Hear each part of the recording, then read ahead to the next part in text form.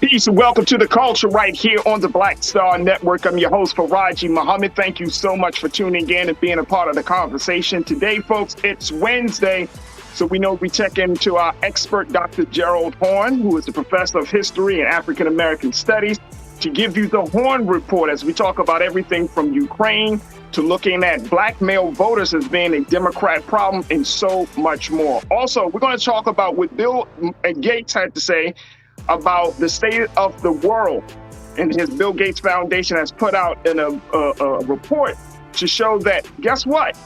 And since the United Nations started to assess where we are in this country and around the globe, things really haven't changed. Actually, Bill Gates said things have gotten much worse. Want to get your take on it. And then, of course, later we're going to talk about terminology in the classroom, how one teacher got disciplined simply for using certain terms on a worksheet. I'm going to share with you what those terms are and the impact of that in that school district. And we talk about the Emmys. We check in with Culture Crew member Neil Muhammad to talk about the impact of black women in Hollywood. So stay tuned. All of that is happening on today's edition of The Culture right here on the Black Star Network. Let's go.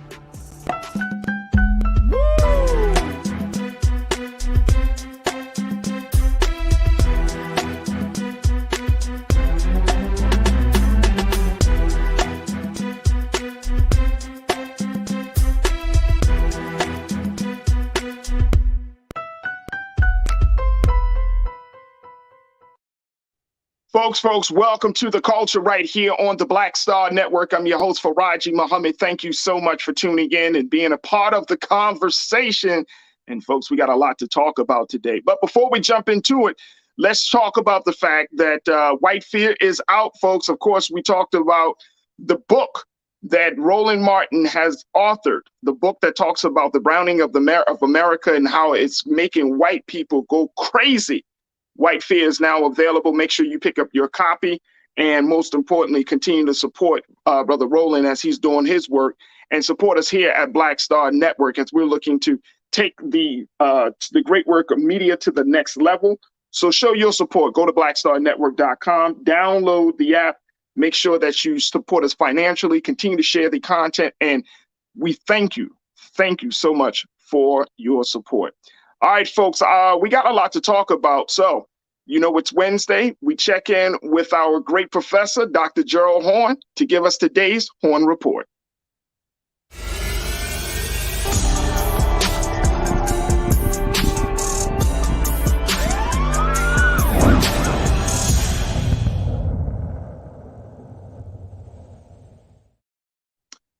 Peace, Dr. Horne. How are you today this afternoon, Doc?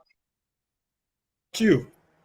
Good. It's always good to talk to you, to get your insight and analysis on what's happening at home and abroad. First thing, Doc, you've been staying on top of this whole Ukraine war. Now it's very interesting. Looks like Ukraine has built the momentum and the tides are turning, Doc. Let me just share with folks what President Zelensky has said about one part of the area in Ukraine. Check this out, folks. Ukraine President Vladimir Zelensky said earlier today that the country's armed forces were moving forward towards victory as he praised the return of the Ukrainian flag to recaptured territory. Now, the president said that stabilization measures have been put in place in the liberated towns and villages in northeast Ukraine, where a significant counteroffensive by Ukrainian forces took place in the last week, leading to the recapturing of hundreds of villages in the region. He said, quote, remnants of occupiers and sabotage groups are being detected, collaborators are being detained, and full security is being restored, he said, adding in his nightly address to the nation that border guards have been sent to protect the state border and the liberated territory. He said, it is very important that together with our troops, with our flag, ordinary, normal life enters the deoccupied territory.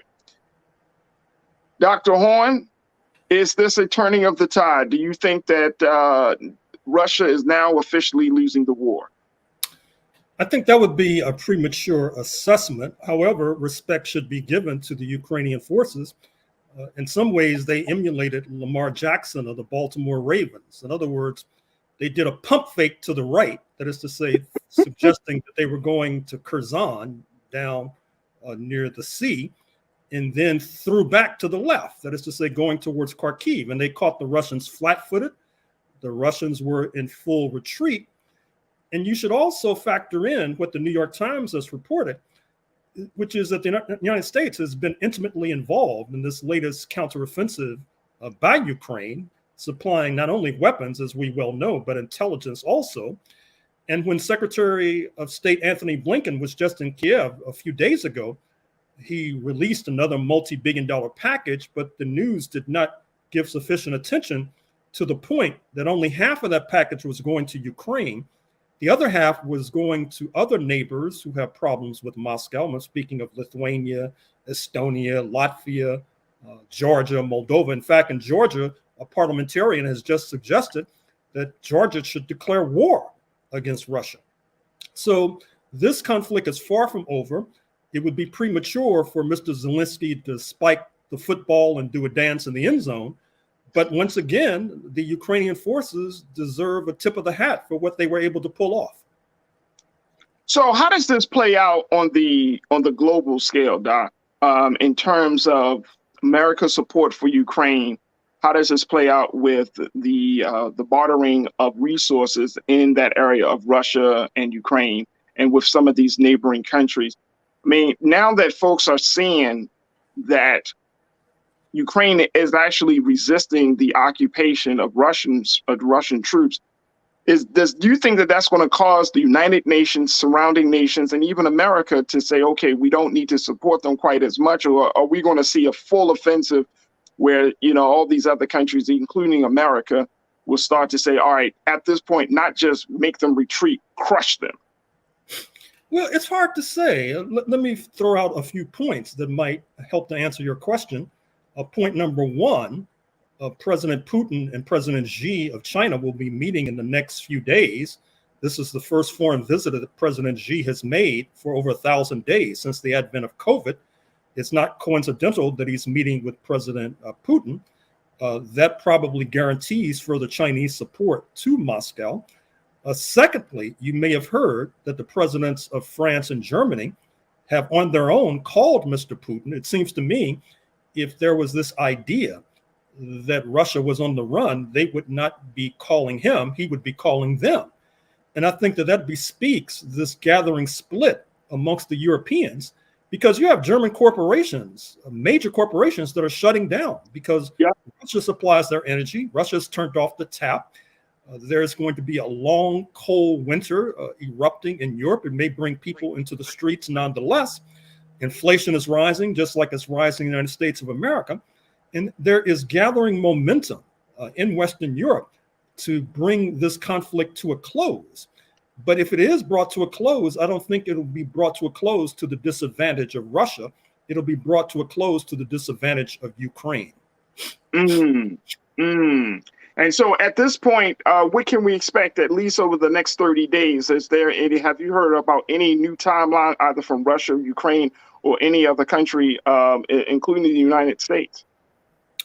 Well, first of all, with regard to Russia, they got caught flat-footed, as noted, with regard to Kharkiv, which is only 25 miles from the Russian border. In fact, there have been reports about rockets being sent into Russian territory from that region that Ukraine has just reoccupied, and that does not necessarily bode well for peace. However, I do expect the Russians to gear up to make a kind of counteroffensive against the Ukrainians' counteroffensive. I think that's one of the reasons you don't see that much celebration in Washington. Recall that President Biden had an opportunity just the other day to do a kind of touchdown dance with regard to Ukraine, and he adamantly refused. And I think that bespeaks the point that he does not necessarily see this Ukraine victory as telling the tale as to who will ultimately prevail. Yeah, I think that's a huge, huge concern for the United States that, as to your point, to make any type of premature assessment. We saw that. I remember seeing that even with former President George Bush, the second Bush, where he stood on that Air Force base, mission accomplished and all of that stuff. And years later, we still feeling the remnants of that situation. It is definitely going to be very telling. All right, let's talk a little bit about something that, back here in the States, that you're seeing that as that war is waging, there's another war going on right now, and it looks like it's a war within the Democratic Party. Normally, we talk about the Republicans, but in this case, it looks like the Democrats have a very, very big problem. Charles Blow, who is a New York Times columnist, he put out the assertion that the Democrats have a black male vote problem. Take a look at what he said, folks, from his latest column, as he talked about what's going on with our sister Stacey Abrams in Georgia. He said, why this when Stacey Abrams, and let me just give some context very quickly here, folks. Stacey Abrams had gone and did she found, based on recent polls, that black men aren't engaged in voting as much as people thought, that more black women are coming out, and black men, we're finding that more black men, not more, but there's a section of black men who actually voted for Donald Trump in 2016 and 2020. And she found that black men either were not coming out to the polls or we're really disengaged. So she went on, she's been doing these kind of these I guess not a town hall, but these kind of forums where she's talking to black men in barbershops and black men spaces in Georgia, and having conversations about their issues. And she came out and made the point saying, if black men vote for me, I will win Georgia. And as a result of that, it's opened up a whole different kind of conversation around the importance of the role of black men in voting. So here's what Charles Blows had to say about this, folks. Take a look. He said, why this specific focus on black men? It is most likely because a Journal-Constitution poll from July found that Stacey Abrams was significantly underperforming with black voters, with just 80% of the black electorate supporting her, although Georgia Democrats usually get more than 90% of the black electorate. So she's about 10 points down, Doc, from this situation. Now, Mr. Blow has also put it out there. He said that he has seen, and this is the second part of his piece. He said, we have seen a similar differential between black men and black women's votes on the national stage. According to the Associated Press VoteCast survey, 12% of black men voted for Donald Trump in 2020, compared with just 6% of black women. This was consistent with 2016 levels, where 14% of black men voted for Trump. It should be noted that black men vote Democratic at a higher rate than other men, but the slippage is concerning for Democrats. Let's talk a little bit about this slippage here, Doc. What do you make of this? First, do you believe, as Charles Blow said, that the Democrats have a black male vote problem? Not necessarily. I thought the article was interesting, but a bit overblown. First of all, the United States is moving to the right in general. You probably know that over half of white women voted for Trump in 2016 and in 2020. In Texas, you have a number of Latina Republican candidates competing for Congress, doing quite well. I'm speaking of Mexican-American women. You may know also that there may be a black woman problem insofar as the conservative lieutenant governor of Virginia, Winsome Sears, is a black woman with roots in Jamaica. You may have heard that in your neighbor to the north, speaking of San Francisco, when the progressive DA, Chesa Boudin, was recalled, the woman who replaced him was a black woman, Brooke Jenkins, who will be locking up more black men and black women than Chesa Boudin. So this is not just a black male problem. I think it's a national problem. And more to the point, I would say that a number of issues that are relevant to black men and are quite dangerous to black men are not necessarily focused on. I mean, what is the group that's most likely to be shot by the police? What is the group most likely to be found in prison? What is the group most likely to be found on death row? It's black men, but somehow you cannot point to that as an issue to make a specific appeal to this very important constituency. So I think that Stacey Abrams, who's running for governor of Georgia, a solid candidate, a black woman, of course, a graduate of Spelman College in Atlanta, I'm happy to see that she's trying to focus on this issue. I just hope that she focuses on it in the right way. That is to say, pointing out some of these issues that I just pointed to, which is incarceration rates, rates of being found on death row, rates of being killed by the police. So it opens up it is something that Stacey Abrams acknowledged too, Doc, to your point, where she said that Black men don't vote quite as much, or we're not seeing that high number of participation because candidates don't reflect the interest of Black men. Now, we know that in Georgia, there's the Raphael Warnock, a Black man who's running. But do you see that being the case that really Black men just don't see themselves represented well, and whether state office or even national office? I think that's a point, and I think what happens is that many of them decide to stay at home. Many of them decide that voting is not worth their time. This is not just a Black male problem in the United States of America. If you go to South Africa, for example, you see that the vote totals for the dominant African National Congress are going down. But it's not because Black voters, not least Black men, are voting for the right-wing opposition. They're just staying at home. And I think that the key is to get people off their couch and into the voting booth by making appeals that speak directly in a dedicated fashion to their material interests. Absolutely. Absolutely. All right, let me take some comments from our online culture crew. Folks are checking in, Doc. And folks continue to post your thoughts on our YouTube and Facebook pages as we have this conversation with Dr. Horn. Alan checking in, Alan Richardson. Good to hear from you, Alan. You said Black men are not misinformed. They're just tired of the same old mess. I hear that. I hear that. I hear that, right? And I wonder, and this is no shade to women or anyone.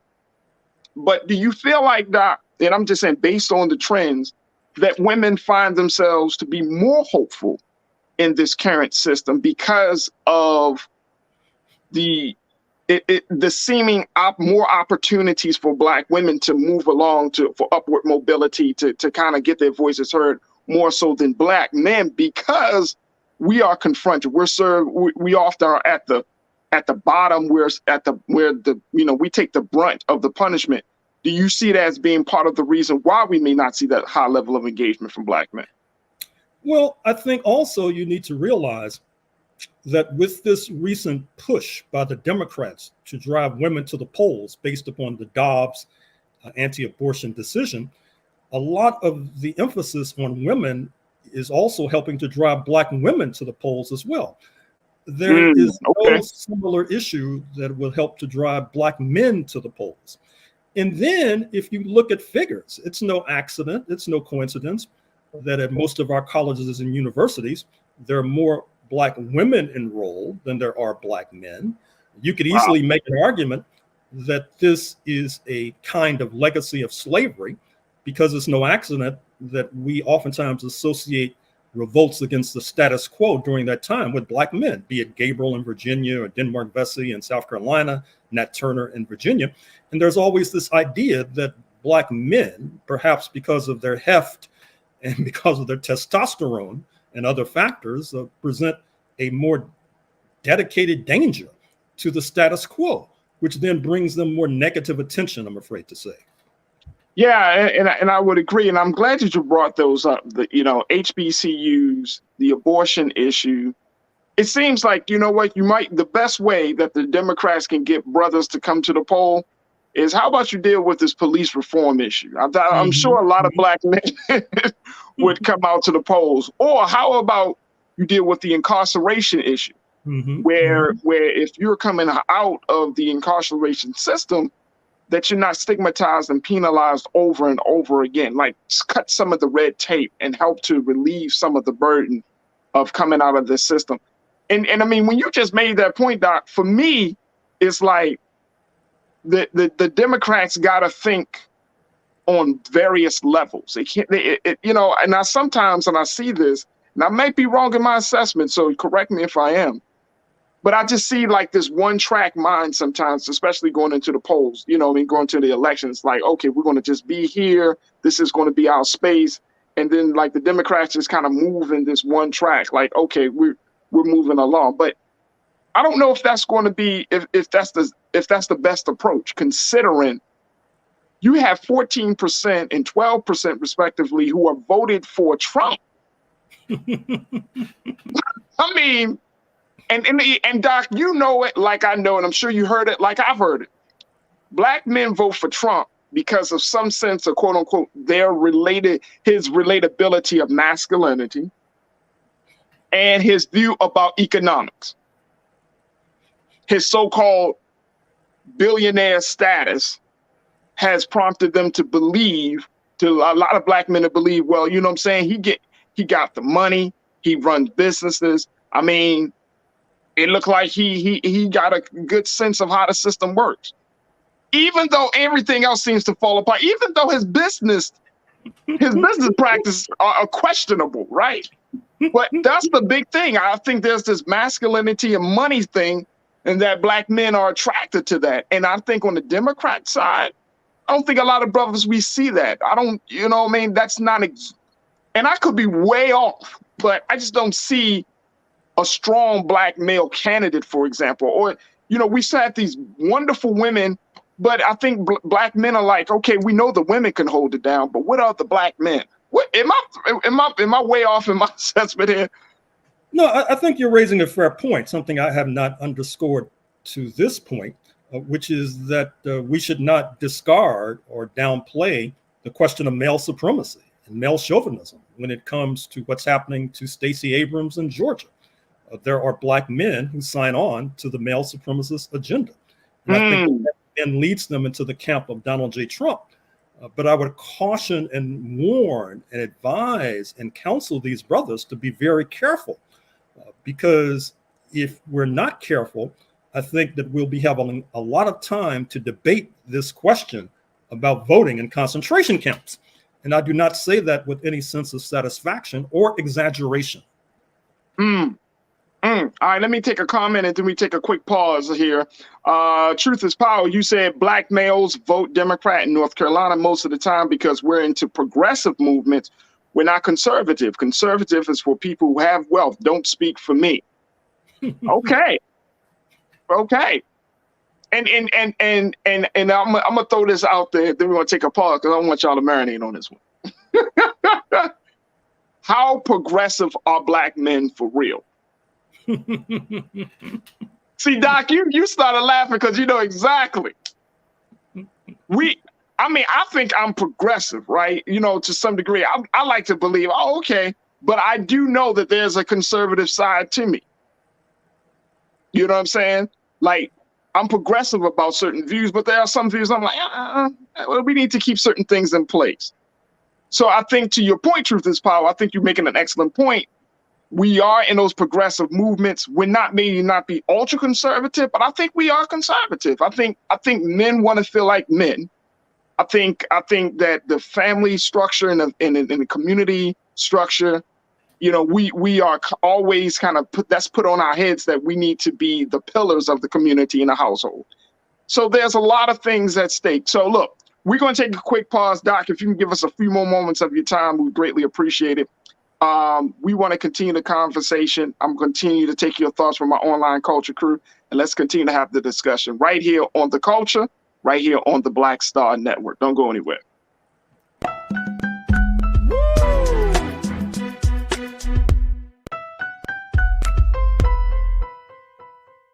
Can you believe the nerve of these Republicans? They only want to block progress for our community. They talk about cutting Medicare and Social Security. They played politics with veterans' health care. They voted against the George Floyd Justice and Policing Act and funding for our HBCUs, and against lowering prescription drug costs for our seniors.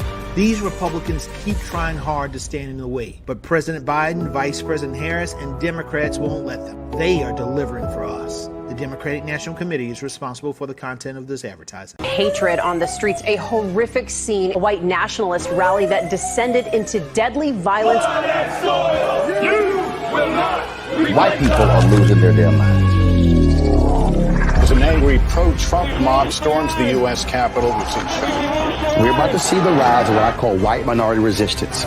We have seen white folks in this country who simply cannot tolerate black folks voting. I think what we're seeing is the inevitable result of violent denial. This is part of American history. Every time that people of color have made progress, whether real or symbolic, there has been what Carol Anderson at Emory University calls white rage as a backlash. This is the rise of the Proud Boys and the Boogaloo Boys. America, there's going to be more of this. Here's all the Proud Boys, guys. This country is getting increasingly racist in its behaviors and its attitudes because of the fear of white people. The fear that they're taking our jobs, they're taking our resources, they're taking our women. This is white fear.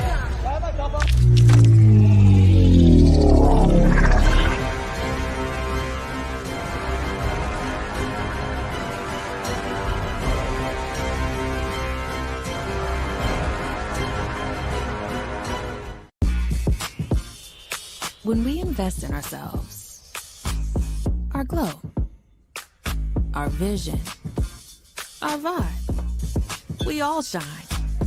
Together, we are Black beyond measure. When you talk about blackness and what happens in black culture, we're about covering these things that matter to us, speaking to our issues and concerns. This is a genuine people-powered movement. There's a lot of stuff that we're not getting. You get it, and you spread the word. We wish to plead our own cause, to long have others spoken for us. We cannot tell our own story if we can't pay for it. This is about covering us. Invest in black-owned media. Your dollars matter. We don't have to keep asking them to cover our stuff. So please support us in what we do, folks. We want to hit 2,000 people, $50 this month, raise $100,000. We're behind 100,000, so we want to hit that. Y'all money makes this possible. Check some money orders. Go to P.O. Box 57196, Washington, D.C. 20037-0196. The Cash App is $RM Unfiltered. PayPal is R Martin Unfiltered. Venmo is RM Unfiltered. Zelle is Roland at RolandSMartin.com. When we invest in ourselves, we're investing in what's next for all of us. Growing, creating, making moves that move us all forward. Together, we are Black beyond measure.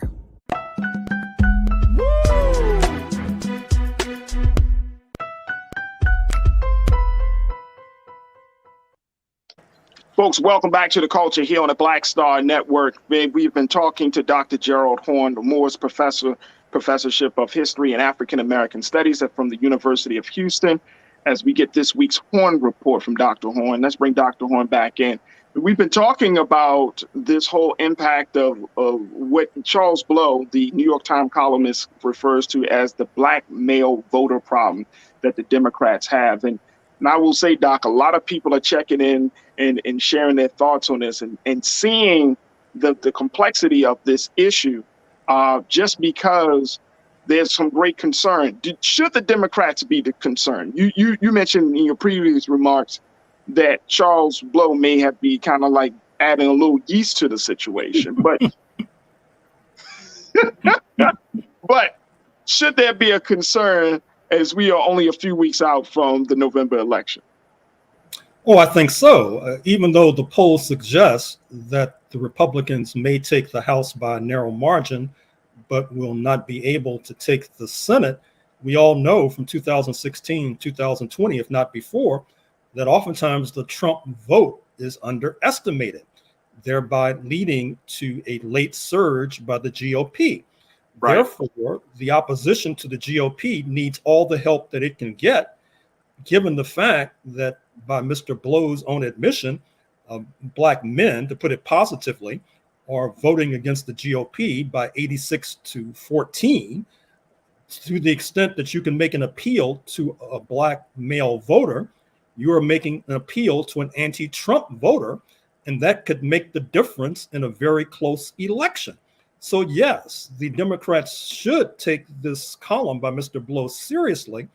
And as already noted, they should be crafting special appeals to the special needs and interests of black men. I agree. And I think just to throw it out there, Doc, because I feel like, and I might be the only one who feels this way, that these new ideas, these new efforts to get, you know, various parts of the various segments of the electorate, it only comes around when it's election time. But they need to start thinking about this problem, quote unquote, for 2024.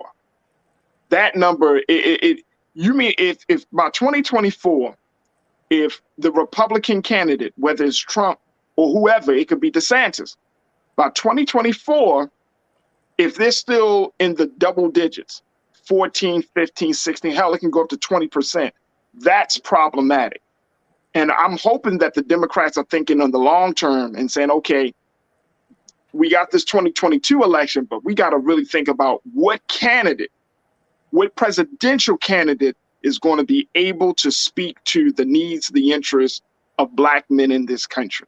You can't just super gloss over that, right? You can't just act like our voices don't exist. You got to figure out a candidate. And right now, I'm gonna be honest, I'm not seeing anybody, but that's another conversation for a different segment, for a different report. But I'm just saying that the Democrats need to figure that out. Definitely the Democrats need to figure it out. All right, let me get to a couple of more thoughts on this issue, then we can move forward. Tina Ray C, you checked in. Tina, good to hear from you. You sound like a new watcher. We appreciate you. You say, if you don't engage, you can't complain. A lot of politicians rely on not being held accountable because folks are not paying attention. Facts. Absolutely. Absolutely. And the thing is, I think for Black men in particular, we're not as hopeful because we got all of these other things that are coming against us.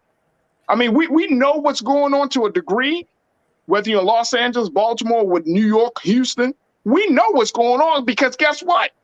We're the center of the problem, according to the country's view of the problem, right? When you talk about health disparities, Black men. When you talk about educational issues, it's Black boys. When you're talking about the criminal justice system, it's Black men.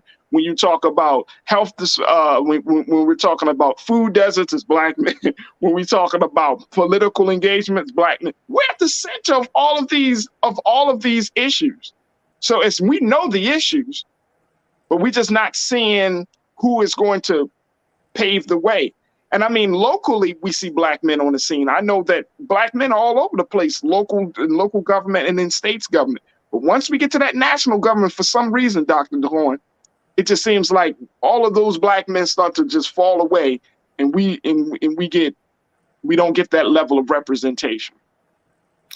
Well, number one, with regard to Mr. Biden, I'd like to see more Black men on his staff. I think Black men. Come on now. How about that, sir? I mean, that's something within his control. I mean, with regard to Congress, he can always say, oh, the Republicans stop me, they're obstructionists, they block me. He can hire his staff. So that's one thing. Number two, we all know with regard to this prison issue that state prisons and local jails are responsible for this skyrocketing mass incarceration amongst Black men.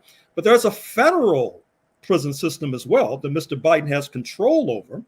I know that in certain state systems, they have special programs that do seek to rehabilitate inmates by providing more educational opportunities, for example, by improving the library system, by having law books so people can play the role of jailhouse lawyer and try to negotiate their way out of prison. So Mr. Biden should issue some executive orders with regard to these federal prisons, which he controls. I could go on in this vein, but I think Mr. Biden, in some ways, is asleep at the switch. And Van Jones can't be the savior. Ouch! Did I just say that? Yes, I'm just saying. Like, we can't just go to Van Jones when there's Black men issues. Come on, man. Like, there aren't other Black men who are intelligent enough. You know what I mean? And that's one of my pushbacks on the cultural side of the conversation is that we only act as if, Dr. Horn, people act as if it's only like 3-4 Black men, Black women that you can go to talk. Come on, man. All this brilliance in our community and in this country, right? And we go to the same 4 to 5 voices to provide some insight. And it's like we cutting ourselves off at the foot. You know what I mean? It's absolutely it's just crazy. But we will see if the Democrats are going to take Mr. Blow's assertion serious. We will definitely see it. All right, Doc, for the final piece for your report, wanted to talk about this California wage increase. Take a look at this, folks. In the state of California, Governor Gavin Newsom is making some moves where he signed a bill that really provides protection for fast food workers in the whole industry. I mean, he's turning the industry on its head with this policy. And then at the same time is forcing the industry to level up to providing more of a livable wage for fast food workers that come in 2023, that it may look like that fast food workers may get up to $22 per hour. Now, let me put this in perspective, as I'm a newcomer to the state of California. That ain't nothing.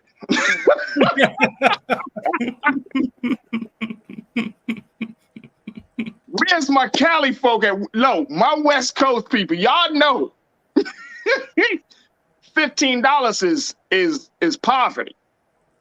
$22, you might. And I'm just saying it, and this is serious. Like, people don't really understand this, Doc. But in the state of California, there are so many fast food companies, especially here in Los Angeles. There are so many fast food places where Black and Latino, mostly, I see Black and Latino are working.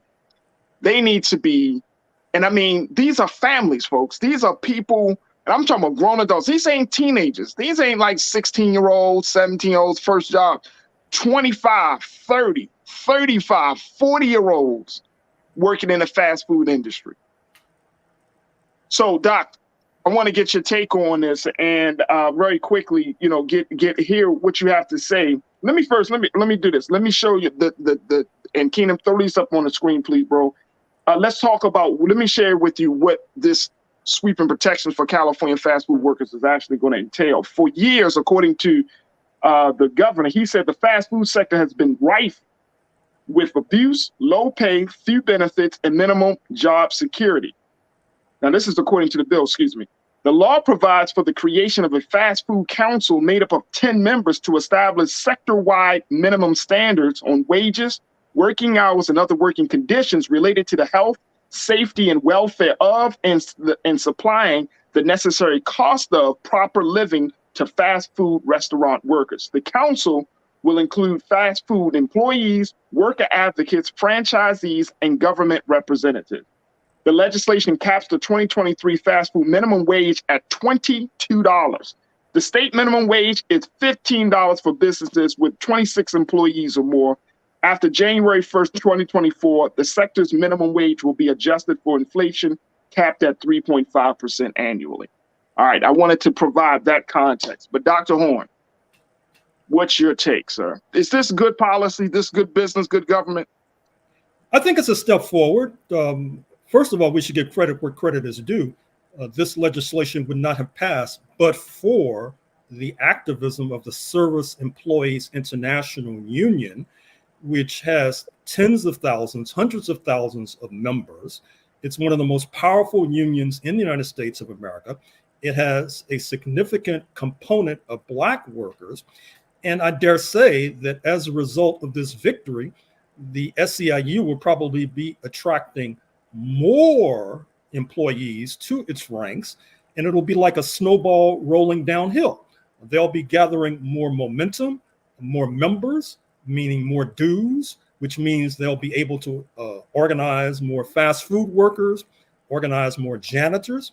And by the way, I think that fast food workers getting $22 an hour will also have impact on the sectors like janitors, for example, and the sectors that work in office buildings and empty the garbage pails after everybody has gone home. So this is a step forward. Obviously, as your comments suggest, we have a long way to go, but a trip of 1,000 miles begins with one step. So what's the likelihood that we may see this create a ripple effect around the country? I mean, California, everybody knows, has a huge high cost of living, right? But then if we go to the East Coast, New York is another one. I'm hearing that places in the South, whether you're talking about in Texas and Houston, you're talking about Atlanta, and definitely in Florida and some of those highly populated areas of Florida, that the cost of living, like in Miami and other spaces, they're going up very, very high. So what do you think that this is going to create a ripple effect, or this is just going to be a California-based policy? Well, like most progressive policy, I'm afraid to say that there will be a ripple effect in the blue states. There will be a ripple effect in New York State and Massachusetts, in Chicago and Illinois, Portland, Oregon, Seattle, Washington. But in places, for example, where I'm sitting now, deep in the heart of Texas, it's going to take more than a California push by the SEIU to bring social progress to these shores. Wow. All right, let me get some folks they want to check in on this one, Doc. McCall, good to hear from you, sis. You checked in and said the fast food sector is worth billions of dollars. They can pay their employees $20 plus an hour. I think so. I think so. So here's the other part about this, because even when we were having that and it's still an ongoing debate about $15 an hour, especially in the states of Maryland and other states around the country, that people are like, well, they're just working in fast foods. But what I learned about fast food industry is that there is a pathway to ownership. There is a pathway to upper management. There is a pathway to franchising, being a part of a franchise owner. So why do we hate on fast food so bad when they probably have one of the more structured pathways for a quote unquote upward mobility compared to other industries? Why do we hate them so much, Doc? Well, I'm not sure if we do, but if there are those who do so, I think that it's a kind of class bias, which we oftentimes don't talk about, but which is certainly real. Perhaps it has something to do with the nutritional value or the lack thereof in terms of the food that they serve. And I should also mention what's happening at Starbucks. Technically not a fast food joint, but certainly in that general category. You've had major union organizing drives within Starbucks. And as a result, management has responded. You can work at Starbucks and get assistance in terms of going to college, just like some of the programs that you were just referencing. But once again, this does not come like manna from heaven. It comes as a result of organizing. It comes as a result of organizing that the SEIU, the Service Employees International Union, helps to typify.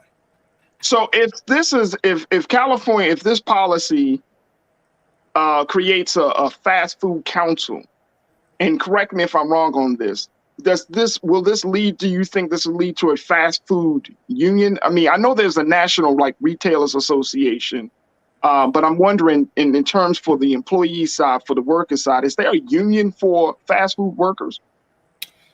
The SEIU is trying to make an encroachment in that field, and I am sure that will be their ultimate goal, because with these workers making $22 an hour, if they don't have a union behind them, they're basically subject to being overrun and intimidated by management. And SEIU knows that more than most. Right. Want Justice 8, you checked in. Good to hear from you. Sounds like you're a first-time watcher as well. We appreciate you and welcome to the culture. You said, yeah, they will increase everything else to take away the pay increase. So we know how economics plays out. You studied this, Doc. We know how the economics play out. You raise wages, but then the cost of living gets higher, or your insurance kicks in. Oh, now that we raise, do you want insurance? Yes. Okay, well then that's going to lower your wages. Is this then the question then becomes, is this really a gain for the workers? Well, I think it is. And I think it's also true that management will seek to raise prices. But then again, as one of the culture crew just mentioned, McDonald's, this is a multi-billion-dollar corporation. They have units and franchises all over the world. And so I think that they can afford to take a chunk out of those lush profits that they annually reap to deal some wage increases out to their bedraggled workers. without raising the cost of a salad or a hamburger to the rest of us.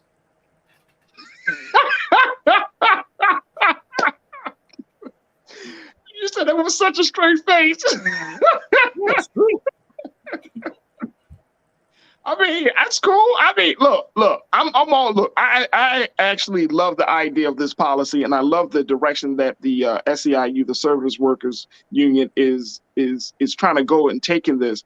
My hope is that something substantial is going to come out of this, like in terms of what's best for the workers. I'm telling you, Doc, what I'm seeing here, and not just in California, just across the board, we seem to still work from a vantage point of dealing with the effect and not going to the cause.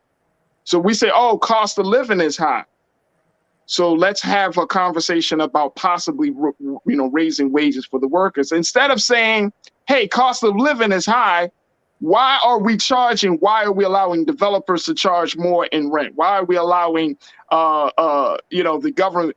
Like all of the reasons for why the cost of living is high. We're going on the wrong. I think we're approaching this the wrong way, because it doesn't bring those who are responsible for the high cost of living to account. So it's like, okay, I'm all for making sure that people have a livable wage. And I think that's contingent upon where you live. We cannot set a $15 an hour minimum wage across the board if the cost of living in Los Angeles is one thing versus Baltimore is another thing. You know what I mean? But we're still not getting to the cause, which is, well, why is the rent so damn high in these cities? Or why are companies allowed to pay, not to pay taxes when they are bringing in billions of dollars in profit? I'm not sure how we address that, Doc. Well, you know that Senator Bernie Sanders of Vermont has talked about a windfall profits tax. Absolutely. Your culture crew mentioned the billions in profits that are made by McDonald's and other corporations. We can tax those billions of dollars and then take those funds and apply it to subsidize healthcare, to apply it to subsidize daycare, which will allow parents to be more flexible in terms of working hours. So I think we know what is to be done. The question is organizing, and the question is political will. Yep, absolutely. I could not agree with you more on that point. All right, let me just say this. Let me get Real Brooklyn in. My guy, Real Brooklyn, you said cost of living will always go up with more services and the advancement of technology. Cost of living will inevitably have to go up. It doesn't. I don't know, Real Brooklyn. I don't think it should. Like, people really are we talked about it on this show. People got 2 and 3 jobs. If families, if mothers and fathers and uncles and aunts and folks got to take, then who's watching the children? I mean, there's a domino effect in here. There's a domino effect. And cost of living shouldn't be so damn high. It really shouldn't be. People say, oh, well, because you live in it. I get all of that. I understand that. But at this end of the day, if the majority of people are only making a certain amount of money, we often talking about the squeeze of the middle class. If the majority of people are only making a certain amount of money, why are you trying to squeeze the middle class? That's not even talking about the low income. That's not even talking about those who are, quote unquote, working poor in this country. It's just too much to bear. Too much to bear. And then you have companies that are just reaping rich. They're not paying taxes. And then there are loopholes and all of that. The poor don't get no loopholes in taxes. Damn sure the middle class don't get no loopholes. Let us miss a couple of tax sessions, and you got some people knocking at your business. You knock some people at your door. It's just not fair. And people often talk about the goodness of capitalism. But at the end of the day, Doc, this thing is the weight of people's misery is going to break this country. The weight of debt, the weight of the poor and the middle class carrying this country along is going to break us. And I'm very concerned about that. What's your take? You should be concerned. I mean, we began by talking about the homeless question in Los Angeles, and Los Angeles is just a microcosm of what's happening in the United States of America. people become homeless, not necessarily because of poor work habits or because of lack of intestinal fortitude. They become homeless because the rent is too high, the wage is too low, because of related problems in that general category. And as one of the culture crew members just referenced, if we're not alert to the issue of organizing and raising wages as a result, this homeless question will become even worse than it is in coming days, months, and years. Absolutely. And Corina, you said this. Usually when they raise wages, they end up cutting down the hours too. Shaking my head, facts. And then you also added, and being single with no kids does not cut you a break. We are taxed to the max. No child tax credit. Yeah, absolutely. Dr. Horn, we appreciate the extra time you have spent with us today, sir. I thank you so much. And we look forward to reconnecting with you next week for the Horn Report. Thank you so much, Doc. Thank you. Good luck. Thank you. Folks, we got to take a quick pause. When we come forward, let's talk about a few things. Let's talk about where we are in the use of terminology in the classroom. I'm going to share with you what one teacher has done to change the language about so many issues in the classroom. And as a result of that, the consequences. Stay with me. That story is up next. Also in the next hour, we're going to talk about Black women in Hollywood. So we got a lot to discuss. So continue to stay tuned, continue to support us, and continue to look forward to some great conversations. And as I'm looking forward to your thoughts and comments right here on The Culture, here on the Black Star Network. We'll be right back.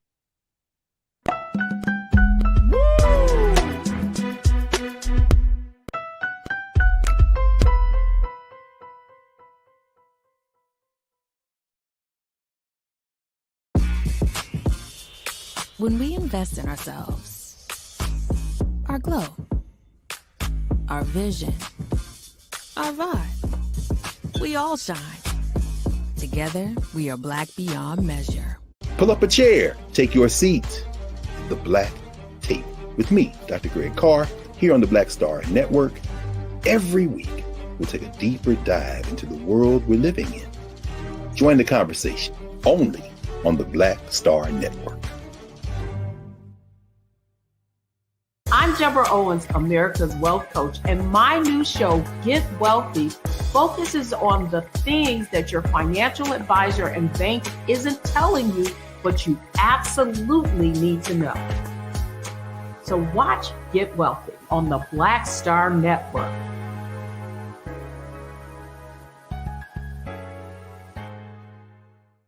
Hi, I'm Dr. Jackie Hood Martin, and I have a question for you. Ever feel as if your life is teetering and the weight and pressure of the world is consistently on your shoulders? Well, let me tell you, living a balanced life isn't easy. Join me each Tuesday on Black Star Network for A Balanced Life with Dr. Jackie. We'll laugh together, cry together, pull ourselves together, and cheer each other on. So join me for new shows each Tuesday on Black Star Network, A Balanced Life with Dr. Jackie.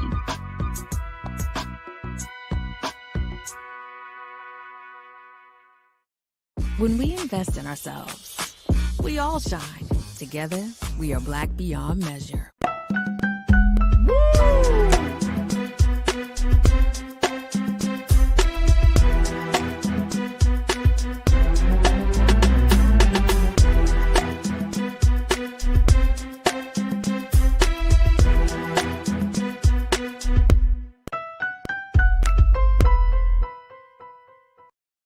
All right, folks, welcome back to The Culture right here on the Black Star Network. Thank you for joining us for the second hour of the show. Great first hour as we checked in with Dr. Horn. Gave us a few more extra minutes of his time, so we greatly appreciate that as we talked about world affairs and domestic issues. Make sure y'all check us out on the replay and continue to support us in that space. Also, now, folks, we wanted to switch gears and talking a little bit about education, as this is probably one of the biggest topics around the country right now. It's like, how do you educate children in light of all of these restrictions and censorship and just sensitivities that people have around how children should be taught in the classroom? Now, this seems to be an ongoing issue, especially in the state of Connecticut, as Connecticut parents in the school district of Southington are outraged at race and gender vocabulary words that was used on a teacher's worksheet. This is crazy, folks. The teacher created a worksheet to talk about issues, and parents got upset. Take a look, folks, and I'm going to just share with you a little bit of what would happen at Connecticut Southington High School. An English teacher, she attempted to educate her students on vocabulary words regarding race and gender. But according to the sources, there were a lot of angry parents, anti-CRT parents, gathered at the school board meeting to argue that these terms were, quote, off the wall, and seeing them again was frustrating as hell. Let me share with you what the terms were on this worksheet. The worksheet included terms like indigenous people. The worksheet included terms like transgender. The worksheet included terms like white privilege. The worksheet included terms like social justice. And parents were angry. Now, in Southington, if you have an English teacher who is trying to share, to try to take education to the next level, this should be a part of the conversation, especially since these words are already being used in national vernacular. But in Connecticut, it's a problem. So I'm so happy to be joined by an educator, a woman that I have great love and respect for. She's always pushing the boundaries of education. She is an educator herself. She's an activist. She's a screenwriter. And we're happy to have her back on the culture with us today. She is the birthday queen, Nira Muhammad. Nira, let's bring her in. She with us today? There she goes. Hi. Hey, how are you?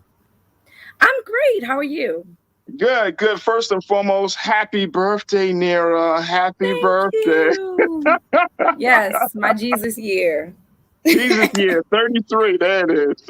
All right, so let's talk a little bit about this terminology that has gotten this English teacher in Connecticut in some some hot water, which, I mean, on our side of things is like, that's the terminology that people use. But in school districts, this is still a problem. This is still a problem. Talk to us about how much of a problem, not necessarily using the terms is, but how much of a problem is it that parents are getting upset that these terms are being used? Like, this is really, really fascinating. I wouldn't necessarily say it's a problem that parents are getting upset. I think it's more of a conversation to know why they're getting upset. Which words are upsetting to them, and why are they upsetting, or why are these words triggering? If you're upset about the word indigenous, that's a little questionable. I mean, like, I clearly don't understand why anyone would be upset about the word indigenous. But then I can see a parent being upset about the word transgender. And although I disagree with them being upset about that, I will want to break that down. Why? Why are you? And I think that's just me as an educator. I'm always curious about the why to things. And so, we all have the right to feel how we feel. You can't take that away from anyone. But my question is, why do you feel this way? And what can we do to make parents more comfortable? Is there a better way to introduce certain topics to students, whether it be through a letter being sent home to parents, just like kind of like giving them a heads up, like, hey, we're going to be discussing XYZ in the class. And I know that's very frustrating. And I know for teachers, that's something that we obviously don't want to do, because that's like something extra that's necessary for us to do. But I think that district wide is possible. I know before I taught sex ed to my 5th graders, I had to get a letter signed from parents, just letting them know that we were moving into this I can't even think right now. My mind is like all over the place. But just letting them know that we're moving into this unit. That in this unit, these are the things that we're going to be discussing. I know just the other day, my 3rd graders teacher sent me a letter saying this is what they're going to be learning in the math unit. So I see that happening a lot more. Teachers are starting to send home those letters to families, just kind of giving them an idea of what is being discussed in the classroom, so that you can also have conversations with your child at home. I do think that after this kind of Trump era, we're kind of moving into where people are, and parents especially, are a lot more vocal about their thoughts and feelings toward like CRT, race theory, and all those different topics. I think it's something that we need to have wider conversations about and really get to the root of why people don't want to have those conversations. So let me just share with you a little bit of what some of the folks in Connecticut and the Southington, Connecticut community have to say about this. Now, this came from the Southington Board of Education Vice Chairman Joseph Bazuski. He is a Republican. And he said that this situation represented a teaching opportunity, to your point. But he said this, he said, to hear about the white privilege thing again, I'm tired of it. For this to be the talk out of all the crap that's going on, and this is it, it's frustrating as hell. Because he's not. Bro, you are the Board of Education Vice Chairman. And you're talking about, and this is the pushback, and this is why I think this is the problem, because you have children in these school districts ran by individuals who don't want to evolve, who don't want to be inclusive, who want to keep children in an isolated space, right? Mm-hmm. Like, you may not agree, and I'm just saying this to our online culture crew. Folks, y'all may not agree with how the culture is moving, whether it's with gender issues, race issues, economic issues, anybody, right?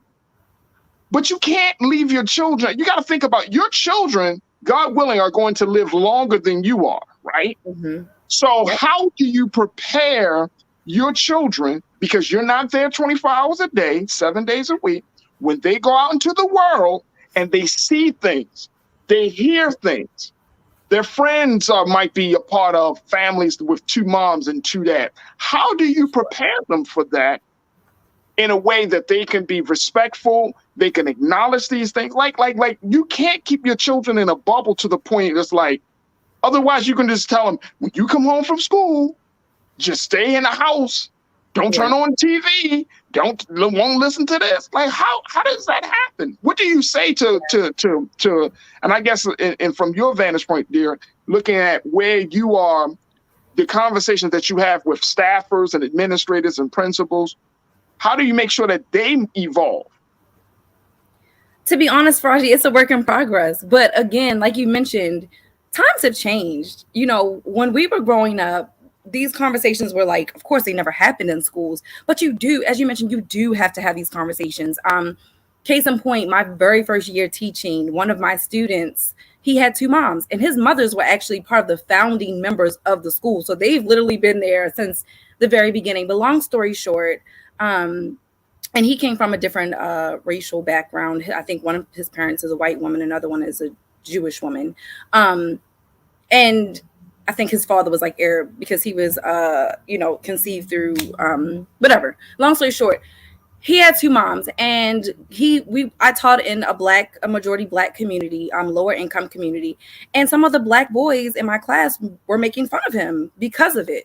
And being a first year teacher, you're like, oh shit, how do I have this conversation? I had never experienced having to have the conversation of sexuality in school, especially with 5th graders. And so I just used the things that we've been taught as teachers, and I went to restorative practices. If anybody knows what restorative practices is, it's really it's an opportunity to try to understand both sides of conflict. I want to understand the aggressor's point of view as well as the victim's point of view. Why were you the aggressor? What prompted you to act that way? And then, it really gives you a chance to kind of break down why different altercations happen. And so we got together as an entire class, and we had a beautiful restorative circle, and we never had that issue in our class again. But that is a really good example of why we have to have those conversations now.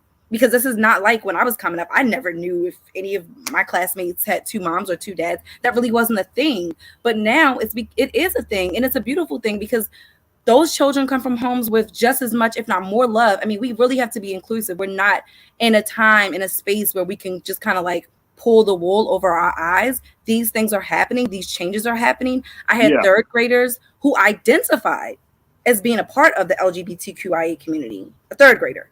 So we have to be open to having these conversations, but we need to start creating spaces where adults and teachers and educators can come together and have conversations, be it a forum, online, be it in person. You have to have those conversations because, again, parents are the children's first teacher. We always talked about it during the civil rights movement. Racism is, you're not born a racist. You're taught to be a racist. So it's no different than today. You're taught to be a racist. You're taught to be a misogynist. You're taught that your white privilege makes you better than whoever. You're taught those things. Those things are embedded in you. So we have to look at it from that perspective, from the people, the parents in that community, in that school district. What was their, what type of, conditions were they brought up under? You know what I mean? So we want to be like, no, be progressive, but you got to understand that this has been embedded in the parents for generations. And so it's going to really take some breaking down of different, on so many different levels. But you got to have conversations. I think the first place to start is having conversations. All right, so I want to take some and I want to share with folks what another resident of the Southington community said about this whole issue, and then we want to hear directly from our culture crew. A local resident by the name of Pat Tavalosi went so far as to suggest that classroom monitors be used to make sure teachers don't impart the types of issues raised in the worksheet to their students. Pat said, we need to police the teachers bringing these ideologies that are just completely off the wall. Lady, what the hell are you talking about? Like, you literally want people to educate someone like her. If you I had a coworker who told me that she was Armenian, and she was like, I don't believe that Black people have it harder in this country. I had to school her ass. I mean, it was crazy because it was that particular week where even over at HarperCollins, the Black employees were having a not a riot, of course, but they were having like a protest because they weren't receiving the same benefits. They weren't receiving the same promotions. They were just really, and I mean, just on so many fundamental levels, there are so many examples that we could pull of minorities receiving less opportunities. Come on. I just think that as educator, school people, the best way to handle ignorance is through education.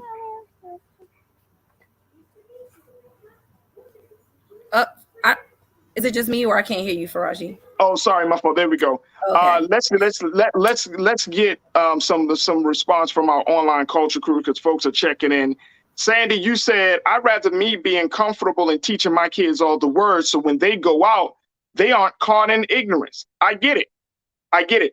But let me just say this. And to nearer to your point, if certain syllabus is sent out at the beginning of the year, that so parents can have an understanding of what they can expect, so that way they have the opportunity and the chance to talk to their children about this issue at the beginning before the teacher raises it up.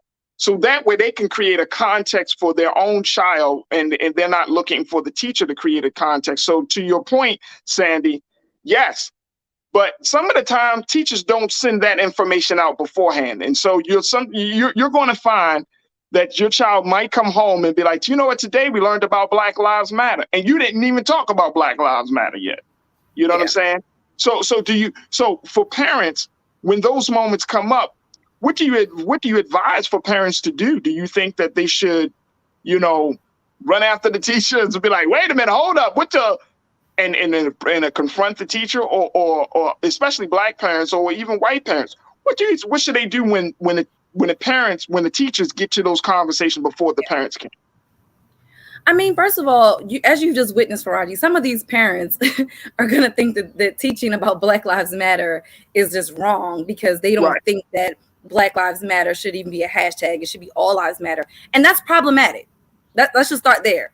Sometimes when you have these conversations beforehand, then you kind of put your own problematic ideas on your child, so to speak. And I'm not trying to be mean, but let's be real. Some people are just like, if you're pissed off about the word indigenous, that is something wrong with you. Okay. We moved from Native American, we moved to indigenous. If you have a problem with that, that's something wrong with you. So now if you have a parent that goes and talks to their child and they embed in their child's brain that the word indigenous is wrong, it is a bad word, whatever. And then you as a teacher, you're having this conversation with your students, and they're, oh, well, my parents said the indigenous is stupid. So you see how that can also become like a problem too. Yeah. So it's like both sides of the coin can be really, really hard and really, really frustrating. Personally, I would rather be safe and send out a notice about certain conversations beforehand, just because I would not want the backlash of, oh, you were teaching my kid about, transgender issues. I mean, but this is real. This is the world that they're living in. We can pretend like these things aren't happening, but they are happening. And we have to move away from our own fear and our own ignorance. But again, this is something that to me should be done at a district level. The district can create I would agree. Something that is sent home to all parents about inclusivity, about all of these terms that may come up because they are important. And also send a letter home explaining why it's important to discuss these terms, and explain that these lessons are not being taught to sway or persuade a child to think a certain way. They're to inform. And I think that's the big issue that parents have. They believe that teachers are trying to impose their own personal views. I don't do that. When I teach I don't celebrate Christmas, but I still teach about Christmas every year to my students. I'm not pushing my personal views on my students. Do I believe that some fat white man is going to come down the chimney? Hell no. But am I teaching kids Santa Claus isn't real? No, I'm not going to do that. I'm not going to kill a child's fantasy. But at the end of the day, I still have to do my job. My job is to inform. Absolutely. I want to share with what our online culture crew members are saying about this, dear, as we look at this. Take a look. All right, Willie, you said something that I want to bring up. Willie, you said the thing is, kids are taught different things in different states. What effect will this have when kids go to college? Will some students be well-informed and some ignorant, generational impact? Fantastic point, Willie. I think that's an excellent point, sir. When they go out and you said college, when they go to if they're not going to high school, and if they go to high school is one thing, but when they branch out into the world, are they going to be considered global citizens? Are they going to be prepared for the world? Because, and I think, Nira, you've seen it. My answer to that question is you choose the school that your child goes to. You put your child in a school that you think is going to prepare them. Take some ownership over your child and over their education. I knew but here's the thing though. That's what I'm saying to this parent, because I'm just saying, like, put your child, like, stop letting education control you and take control of the education in your child's life. Very early on, when I conceived my son, first of all, the first thing that I bought my kid when I found out I was having a baby were books. Those were the first things I bought. Before I bought him clothes, shoes, I bought him children's books. I was reading to my belly. Then I decided very early on, way before he even got to kindergarten, I was already thinking about, where am I going to send my kid? What is the curriculum? What are they teaching? What extracurriculars do they have? Is my child going to be competitive to look at larger colleges, or is he only going to be able to look at, like, no offense, a Coppin? You know what I mean? Is my child going to be able to sit at the table? My son loves engineering. Is my son going to be equipped to, if he wants to go to MIT, will he be equipped to do that? That is on me as the parent to get him prepared for that. I don't look at it like it's on the teachers to get him prepared for that, because I choose the place that I put my son.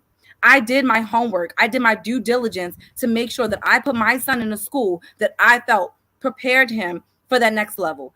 And I want to say to parents of lower income families, you are at an advantage, actually, when it comes to putting your child in some of those schools, because they need you. Yeah. They need their federal funding. Yeah, private schools. Yeah. For sure. Yeah. They Absolutely. need your Black and your brown bodies in their schools. I had a girlfriend, my son went to Friends School of Baltimore when we lived in Maryland. I met a woman whose child went to Friends School and she paid $100 a month. I don't want to tell you how much I had to pay, but I was looking at her like, God damn, I'm jealous. Don't ever sell yourself short thinking, oh, well, I don't make enough money to put my kid in private school. They have the money.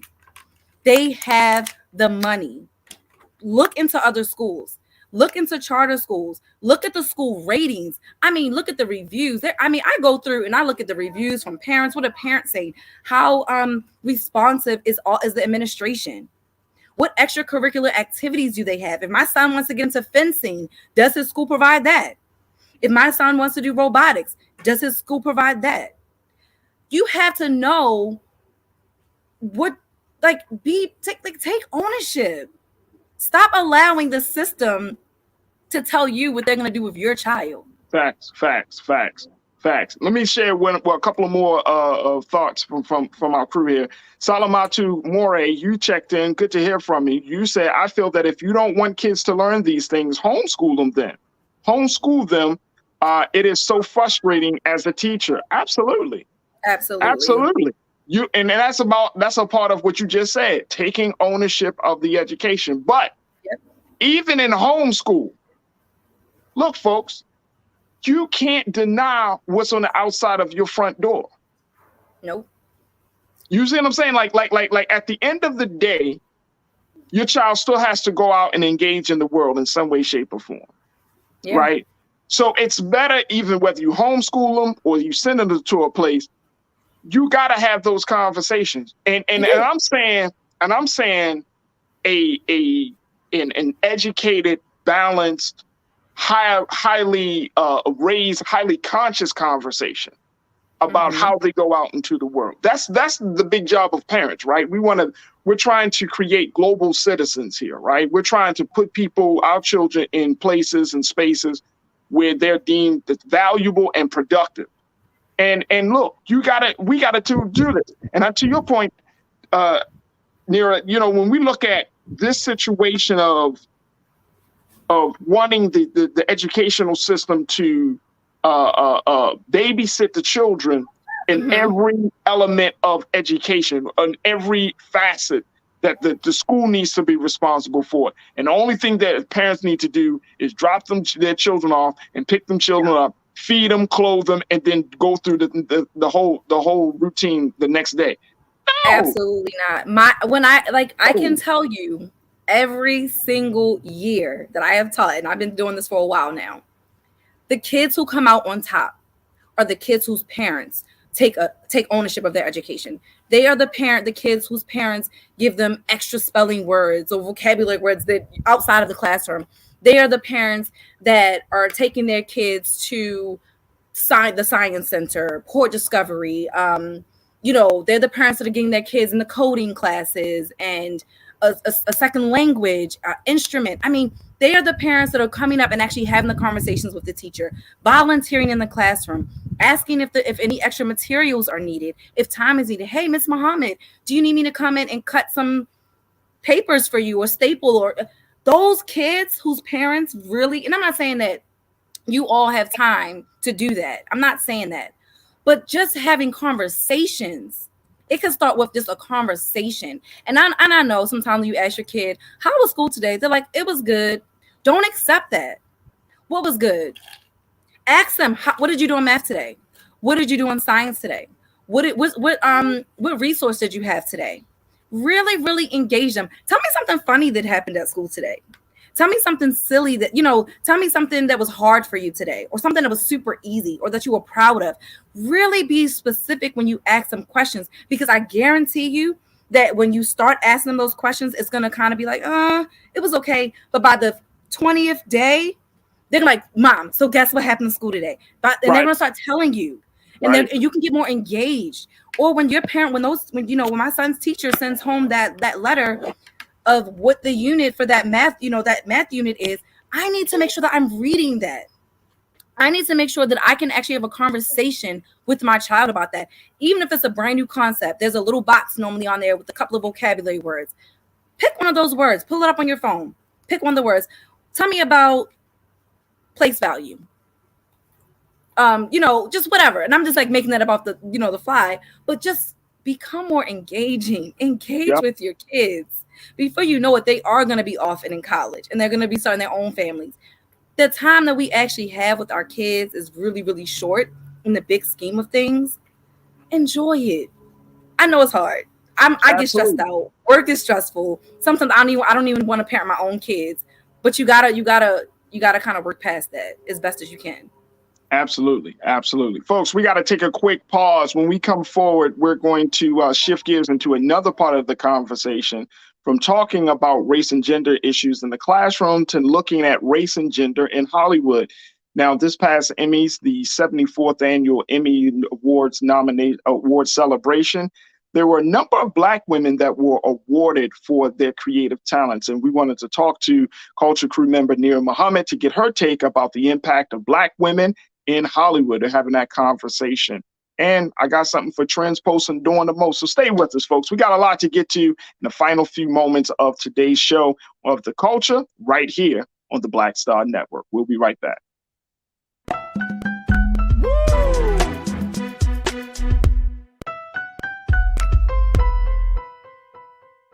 Can you believe the nerve of these Republicans? They only want to block progress for our community. They talk about cutting Medicare and Social Security. They played politics with veterans' health care. They voted against the George Floyd Justice and Policing Act and funding for our HBCUs, and against lowering prescription drug costs for our seniors.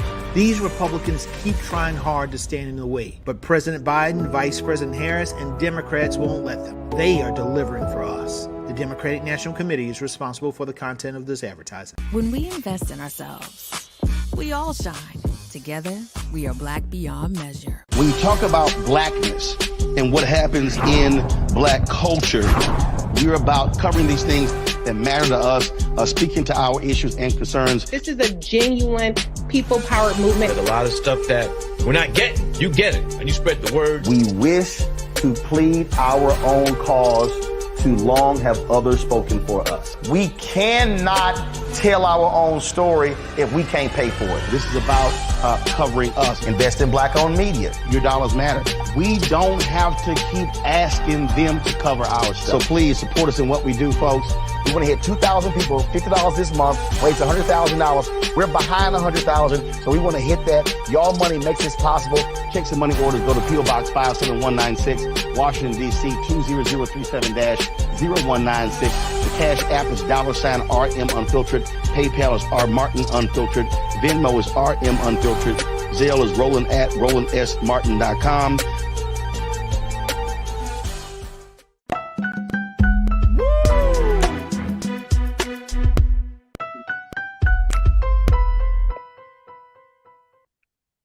All right, folks.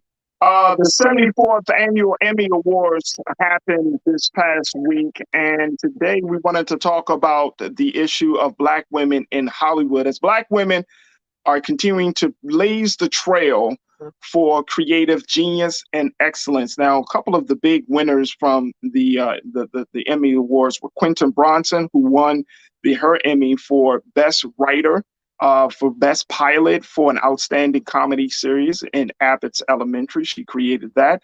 We saw Zendaya win for her role in Euphoria. We saw Shirley Ralph getting her first Emmy for outstanding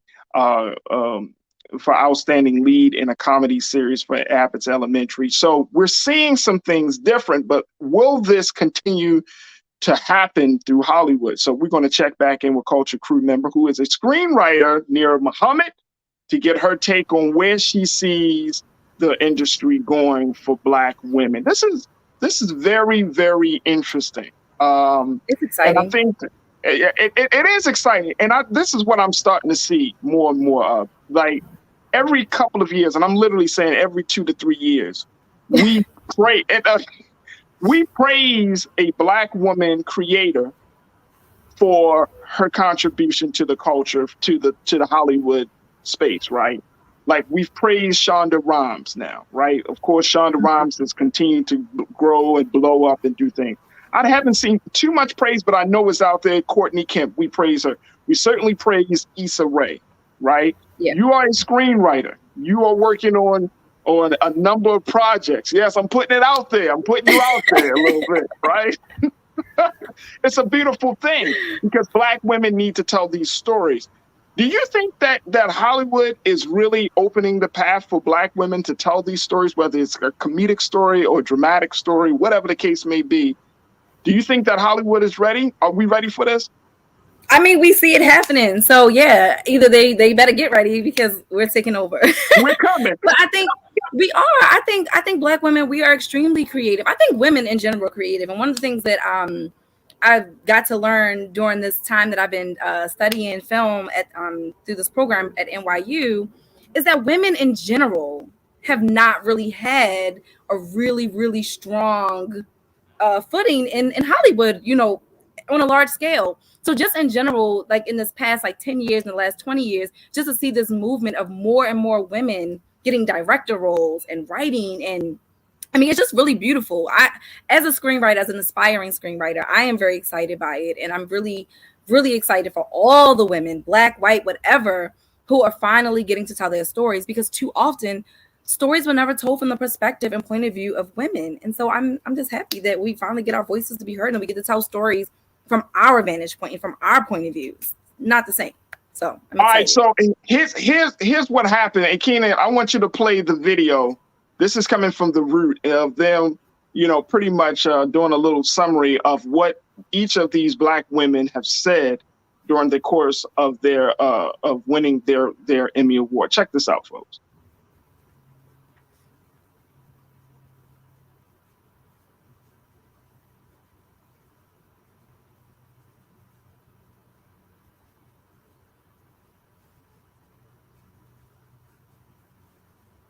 Looks like we just having just a little bit of a difficulty, and Keenan, just let us know when you're ready to play that video. But it's interesting to say the least. My concern, and I, you know, I'm wholeheartedly in full agreement with your view of that Black women are coming, that y'all got lots of, I mean, y'all got more than lots of stories to tell. My concern is always this: how do you prevent Black women from becoming a trend? How do you bring some level of humanity to the stories and to the narrative of the Black women in America? How do you do that? You know, from my personal, I actually touched on this in my script. I think I've gotten past the point of caring. If I'm a trend, so fucking what? It's about time we as Black women are trend, because we've been pushed to the back burner for so long. We've been invisible. We have been the nurturers. We've been the moms. We've been all of that stuff for so long. We've been in the kitchen.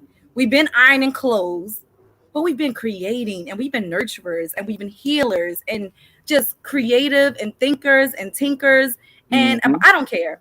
If I'm trending, good. Maybe it'll put some money in my pocket. Maybe it'll get my, you know, get my show picked up. It is what it is. Sometimes you just got to ride that wave. You know what I'm saying? Like, right. It is what it is. When it is your time, it is your time. If it's Black women's time, so be it. Praise us. Let us shine. I hear you. All right, let's get this video. My man King Keenan got it together. What'd you say?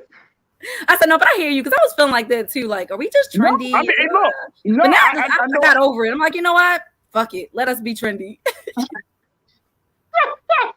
Hey, look, I get it because we see it so much, you know what I mean? And I just, you know, the story of Black women is not just encapsulated in pain and struggle. There's great joy, there's great love, there is great power in Black women, right? I mean, and had me pitching my script, Farajii, because I'm like, that's like the whole. You didn't go that far. I'm joking with you. I'm just like, I just think that's so important. Like, as a writer, as a Black woman writer, that was important to me. I was so tired of seeing the cliche Black woman on TV.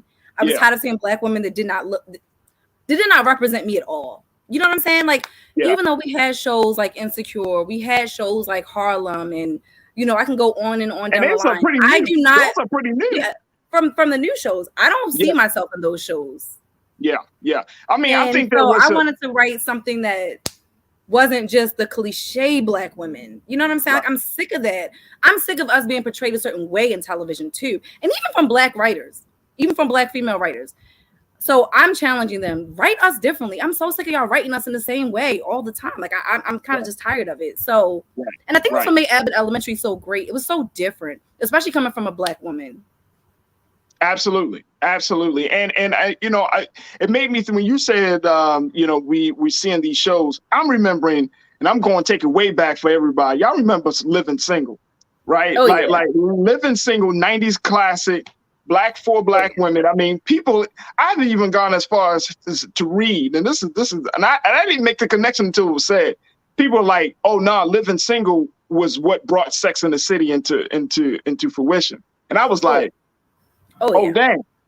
You got four black women living in New York, talking about their life, and it's doing it in a sitcom. Then you got Sex in the City. We had our girlfriends too. Like I love girlfriends. Like that was my show. Yeah. I mean, Living Single, I watched because my mother watched it, but I was very, very young when Living Single was like at its height. But I started getting a little bit older when Girlfriends came out, and I loved that show. I loved Half and Half. To be honest, I feel like I actually connect more with the black women that were written in the 90s than I do with the black women that are written today. Wow. Yeah. So I'm like, wow. Okay. Like I genuinely couldn't find anyone that I connected with. Like even in Insecure, I'm not Issa. I'm definitely not Molly. I'm definitely not Kelly. And I'm definitely not a Tiffany. I wouldn't even be friends with Tiffany. Like, you know what I'm saying? Like her character was somebody I was like, would irritate me. I hate that stuck up black girl. But none of them really were me, you know? And I was like, I want to write a show that fits more of my life, my girls, like our story. And that's why it's important. P Valley, another one. P Valley. I'm nothing like any of the women on P Valley. I can't even say I wish. She's beautiful. Oh my God. She has me like my resistance band. Like I'm, using my resistance band trying to get a little booty because I can't afford to buy one. Wow. All right, look, I want to play this video of what happened at the 74th annual Emmy Awards that happened the other night where black women got some honors and love and respect. But check out what Shirley Ralph, what Quinta Bronson and Zendaya had to say. Here you go.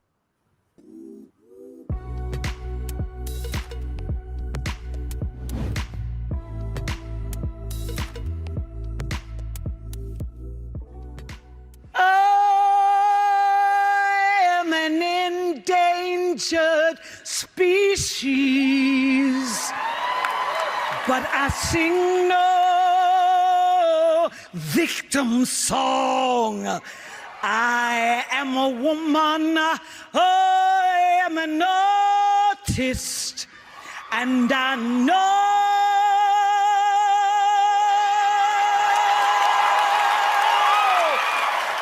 where my voice belongs.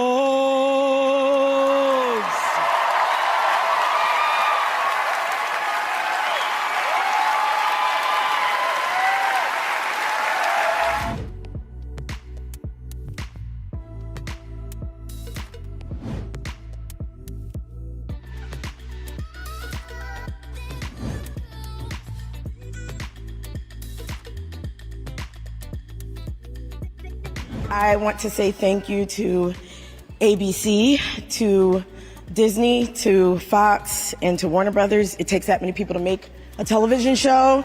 I need to say thank you to Justin and Patrick, my co-showrunners, for believing in a story from 4 years ago and thinking that it would make a good TV show.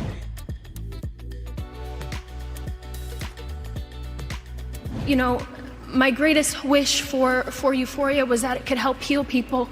And I just want to say thank you to everyone who has shared their story with me. I want you to know that anyone who has loved Aru or feels like they are Aru, I want you to know that I'm so grateful for your stories, and I carry them with me, and I carry them with her. So thank you so much.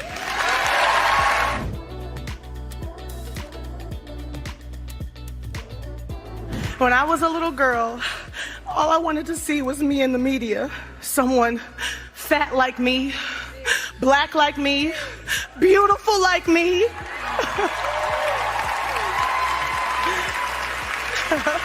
If I could go back and tell little Lizzo something, I'd be like, you gonna see that person, but bitch, it's gonna have to be you.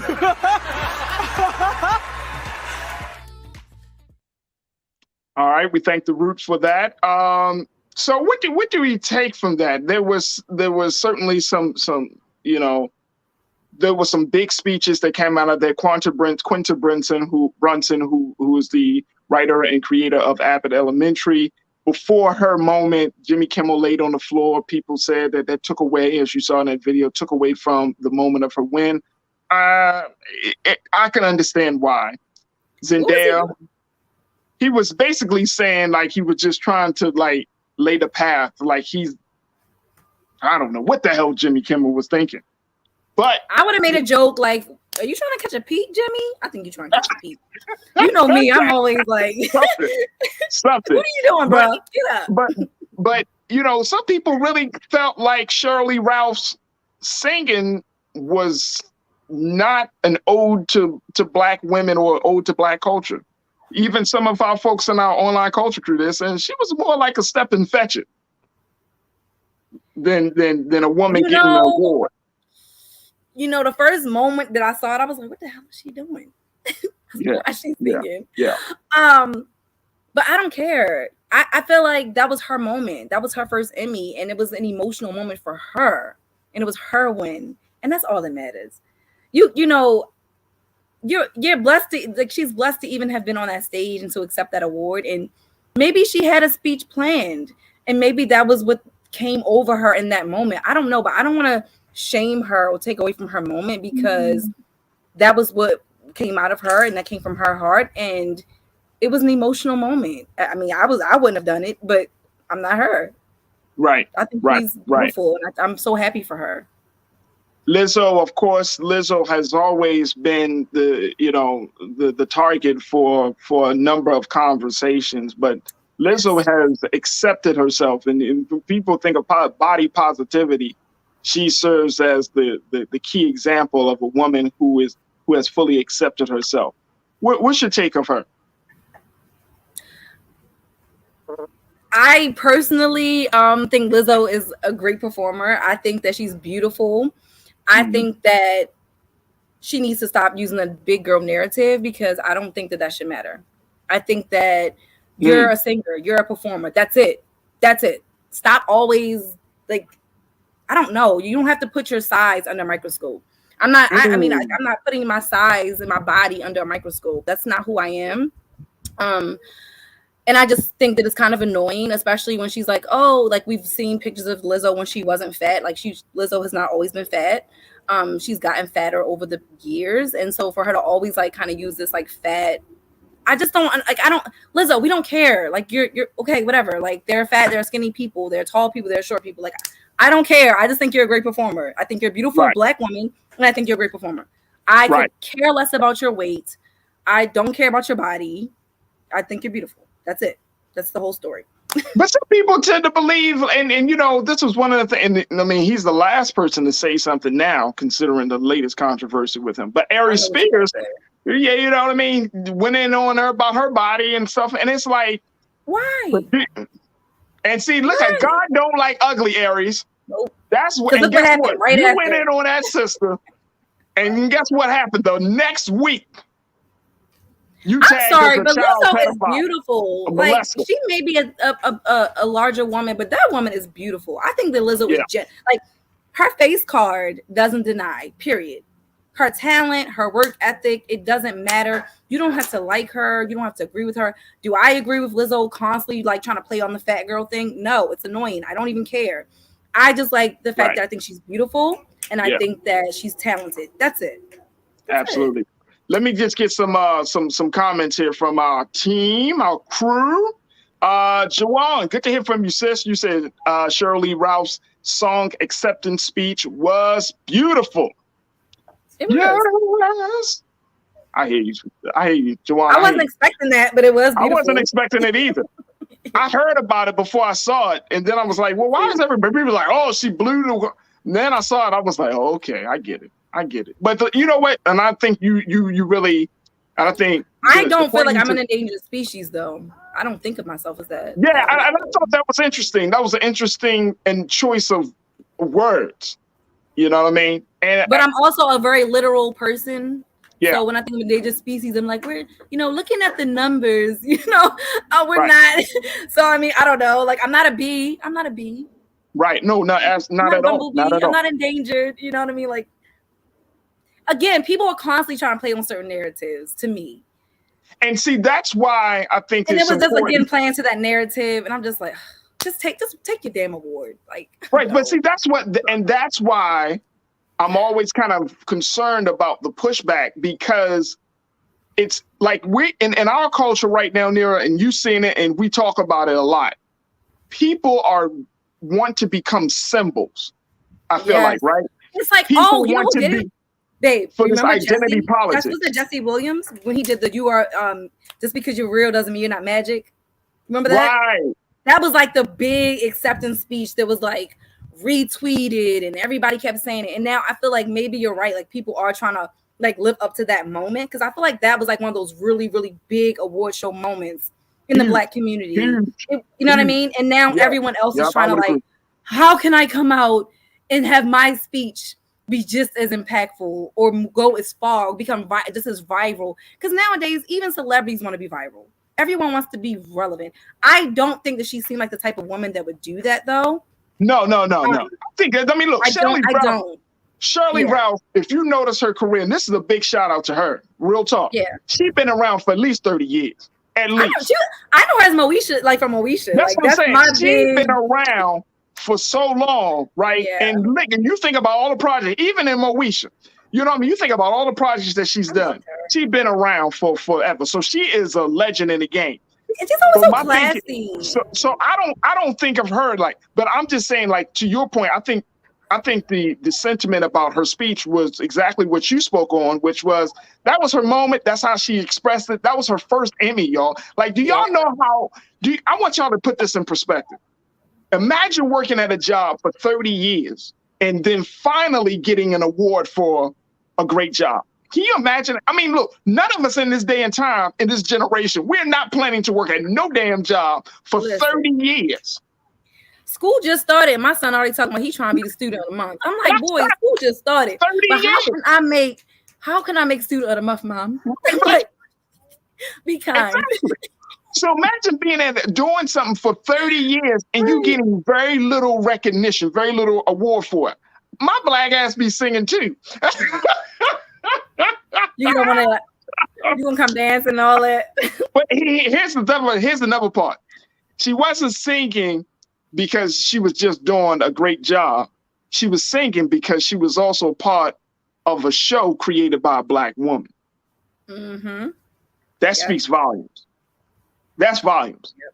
So I understand the joy. I understand the joy. That woman gives me so much hope just because she came out and got a freaking Emmy for her pilots. Fact. Her pilots. Like, that is so inspiring to all the Black writers. I don't care. I think it's just inspiring to writers in general. If you're a writer, you know how hard it is to break into this industry. And I think even like now, in some ways, it's becoming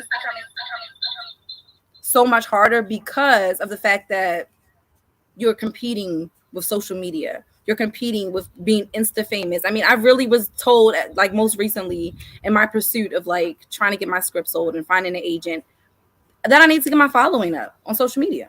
I need to post more videos. I need to make more reels. I need to make more lives. And I'm like, but I'm a fucking writer. I just want to write.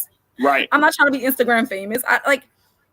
No one's checking for the writers of the men who wrote Game of Thrones to see what their following is on social media. No one cares. Like, that's definitely as a writer, I want to be taken serious as a writer. I don't want to have to be a social media phenomenon to be taken serious. Absolutely. Who's schooling me right now? Is this Marcina Faith Albert? Marcina, you checked in and said Diana Reeves, Endangered Species. It's an actual song. There you go. Oh yeah, I knew that was an actual song. I knew that. I was like, where'd she get that from? Oh yeah. Marcina, I appreciate you for putting that into the chat, schooling us, schooling me. I don't know about the rest of y'all. Schooling me. Oh yeah. You thought she just freestyled that joint? No, I knew it came from somewhere, but I just like, where did it come from? You know what I'm saying? But I get it. I get it. Shirley Ralph. I felt like I was either in the Underground Railroad or at church on Sunday. Somewhere. But let me tell you something. That's what it gave me. Check this out. Did you see the response from the white audience members? They were taking the church. That's when I was like, okay. And that's why it's important. Because it's not about influencing us. It's sometimes about influencing others. Woo. Woo. We can't have real progress if white people don't progress. Woo. And if you know what, that's it right there. That's it. Like, because here's the thing. We often have the conversation about progress moving forward without putting the accountability on them. Yeah. Like black folks, we will make the progress. We will, but they got to do something. Y'all got to do something. We know daggone well no black people went up to the school and was like, "Why did y'all write this word indigenous?" Black people didn't do that shit. No, it wasn't black people. No, not at all. Not so at all. So that is strategic marketing. Who do we need to reel in? Who do we need to educate? Mm-hmm. That's where we need to place our focus. Absolutely. On the people who are placing these barriers. They are those barriers that we want to knock down. We gotta go after the people that are placing the barriers. That's it. That is absolutely it. All right, let me get a couple more folks real quick. Ming Lee, Natasha Savage. Oh, Natasha Surge, excuse me. You said only black actress on Designing Women, put some spec on her name, talking about the great Shirley Ralph. I remember, I forgot she did Miss Designing Woman. Damn. Let me tell y'all something. I used to watch that show with Meshack Taylor. I used to watch that show. I don't know why my mom or my grandmother, somebody in my house made me watch Designing Women, y'all. I remember that show. If y'all ain't never seen Designing Women, that's a classic. But you're absolutely right, Ming Lee. Thank you so much. Janae, you said it's been 30 years since another black woman won that award. That's what she meant. Facts. I get it. You're right. Real Brooklyn, any woman who has class and elegance is an endangered species. Wow. I'm feeling that. I love that. Zoe, you checked in and said Shirley Ralph has been in the game since the 70s. She was Dina Jones in the Broadway Dream Girls. Yep. There it is. So we understand, folks. Look, when you got legends coming up and they get their flowers while they're living, we should put some spec on their name. We should honor them for the great work that they're doing. All right, let me just. Farajii, that lady says she's an endangered species. Do me a favor, Google what an endangered species is. That's all I'm saying.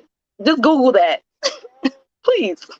You know, I dislike when people use terminology that just does not fit. I'm just saying. Just Google it. Okay, there it is. We're not endangered. Look.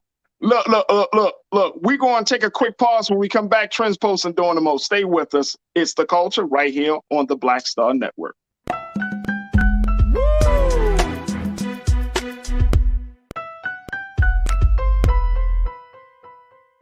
When we invest in ourselves, we all shine. Together, we are black beyond measure. Can you believe the nerve of these Republicans? They only want to block progress for our community. They talk about cutting Medicare and Social Security. They played politics with veterans' health care. They voted against the George Floyd Justice and Policing Act and funding for our HBCUs, and against lowering prescription drug costs for our seniors. These Republicans keep trying hard to stand in the way, but President Biden, Vice President Harris, and Democrats won't let them. They are delivering for us. The Democratic National Committee is responsible for the content of this advertising. When we invest in ourselves, our glow, our vision, our vibe, we all shine. Together, we are black beyond measure. When you talk about blackness and what happens in black culture, we're about covering these things that matter to us, speaking to our issues and concerns. This is a genuine people-powered movement. There's a lot of stuff that we're not getting. You get it, and you spread the word. We wish to plead our own cause. Too long have others spoken for us. We cannot tell our own story if we can't pay for it. This is about covering us. Invest in black-owned media. Your dollars matter. We don't have to keep asking them to cover our stuff. So please support us in what we do, folks. We want to hit 2,000 people, $50 this month, raise $100,000. We're behind 100,000, so we want to hit that. Y'all money makes this possible. Check some money orders. Go to P.O. Box 57196, Washington, D.C. 20037-0196. The Cash App is $RM Unfiltered. PayPal is R Martin Unfiltered. Venmo is RM Unfiltered. Zelle is Roland@RolandSMartin.com.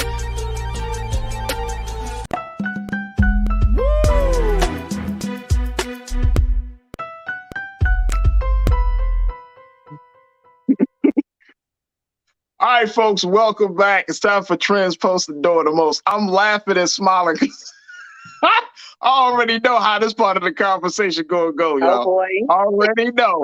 All right, so let's talk about football. Let's talk about music and hip hop. Let's talk about T.I.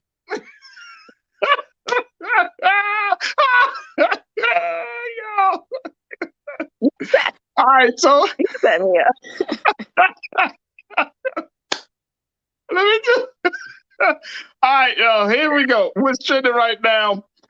T.I. speaks out after Atlanta Falcons debuted their new sports anthem from Nigerian superstar Rotimi. Y'all know Rotimi from Power and other shows.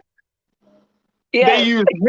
They use Rotimi's song called "Rise Up" as their anthem instead of local Atlanta artist, singer.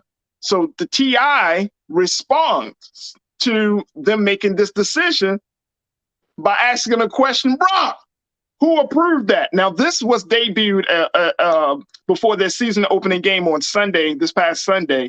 It was basically used as a way to get get fans hyped. However, T.I. decided to put out an 11-minute video on Instagram criticizing the Falcons making the decision to use Rotimi instead of using local Atlanta artists such as himself, Quavo, 2 Chainz, Jeezy. And he said, bruh, who approved that? Who's sitting in these meetings? He said, this is what T.I. said. He said, he's a brother, talking about Rotimi. He said, we F with him, but bruh, we have so much culture, so much talent from the city, so many diehard Falcon fans that happen to be A-list talent in the city. Who did you call, Atlanta Falcons? Who did you call? And he wondered. He said, why didn't you call me? I'm sorry. Like, did they already clear all the charges and stuff from the whole sex trafficking thing with T.I.? Or was that still like, what happened with that? Because, see, you know what my issue with T.I., you know, this man thinks that he like everything needs to pass through him the same way his daughter's OBGYN appointment needs to pass through him. Nobody cares. It's not your place. What money did you put up that gave you a seat at the table to have any voice or to any in terms of any decision making? I don't like T.I., so let's just it's really hard for me to even get on board because I have such a disdain for T.I. because he's such a misogynistic asshole, if you ask me, because that's the way that he's portrayed himself. And this just like digs it even deeper. Like, who does he think he is? Rotimi is great. I think that it's really great to highlight different cultures and people from everywhere. If that's the case, I'm sorry to say it, but Baltimore don't have no real good performers because that Baltimore rap is not something that I would even want to hear at the beginning of a Ravens game. No offense, but I also have a 9-year-old son, and Baltimore rap is always about selling drugs and having the bird flu. Where's the lie? You know what I'm talking about. You know what I'm talking about. Every song got something about a bird flu, whatever. But I mean, at the end of the day, we should be highlighting Black excellence, period. Why the hell would you get upset about them playing a Black man's song? Especially when it's a very uplifting song. But I love Jeezy. You know me. I love me some Jeezy. I love Gucci Man. I love Summer Walker. Summer Walker is from Atlanta. I love a lot of Atlanta artists. But come on, man. Let everybody have their moment. Yeah. Don't be Kanye West. Don't steal somebody's moment. And I think Rotimi, and I think I'm going so hard because I think Rotimi is such a sweet guy. I like following him on social media. He's extremely funny. And just like he seems like an all-around just good dude. And I just really, really think that was like such a great moment for him. T.I., sit your ass down. Leave that Black man alone. Yeah, I mean, there's something. What's the best word to describe? Like gatekeeper. That, and I'm tired of this American versus African thing. I am so tired of it. Yeah. Here's the thing. Diaspora. Here's the thing. right? And I'm so happy you brought that up because, like Rotimi, I mean, we've seen collaborations from like Tim's. We seen they're finally coming Sean up. Paul. Y'all remember Sean Paul? Sean Paul. Yeah, but Farajii, like we can't name that many, African celebrities like that have made it in terms of music. We just named a very few, and those are new. Wizkid, new on the scene in terms of having the stage that he has now. Tim's, same thing. Rotimi still does, to me, doesn't really have a really large following in terms of music, but we have got to stop with this African versus Black American. Like we are all one people. That's a great point. That's a great point. I think that also it opens the it creates this thing where, again, when we're talking about gatekeepers of hip hop, right? Gatekeepers of Black music and culture, that we don't want to be in this space because guess what? That's the exact thing that white people have done to us, right? And we talk about in other settings where you talk about politics or education or even in religion, it wouldn't be an African American or AME church. Yeah. If Black people were part of the Methodist church. You know what I'm saying? Those things. So we got to be very careful. Now, that's why I think T.I. is doing the most on this one. We got to be very careful that we don't mimic the same tendencies and behaviors of those who have oppressed us, right? We get into a position of power. We get into a position of influence. Now we want to gatekeep. Like, come on, let's be honest, bro. Let's be honest. 2 Chainz, so irrelevant. T.I. so irrelevant to me. Like Outkast. These are artists who have dominated the Atlanta music scene for years. Yes. You know what I'm saying? Like they are solidified, bona fide hip hop legends. Nobody can take anything away from them. Actually, Farajii, have they not played any of those other, rappers' music at the football games before? I'm pretty sure they have. I mean, because, you and I, we both enjoy going to NFL football games, and it's lit. I mean, it's lit. I'm with you. I've heard Jeezy in other places at the stadium. Let Rotimi live. Man. That man just had a baby. Look, he had a baby. He got to support. Like, let that man live. T.I., please. Like, here's a case in point. We just saw in the Super Bowl, L.A., with Dr. Dre, Snoop, all them people, right? Legends. Again, legends. And then nobody said, when Jay-Z put together, nobody said, wait, wait, hold up.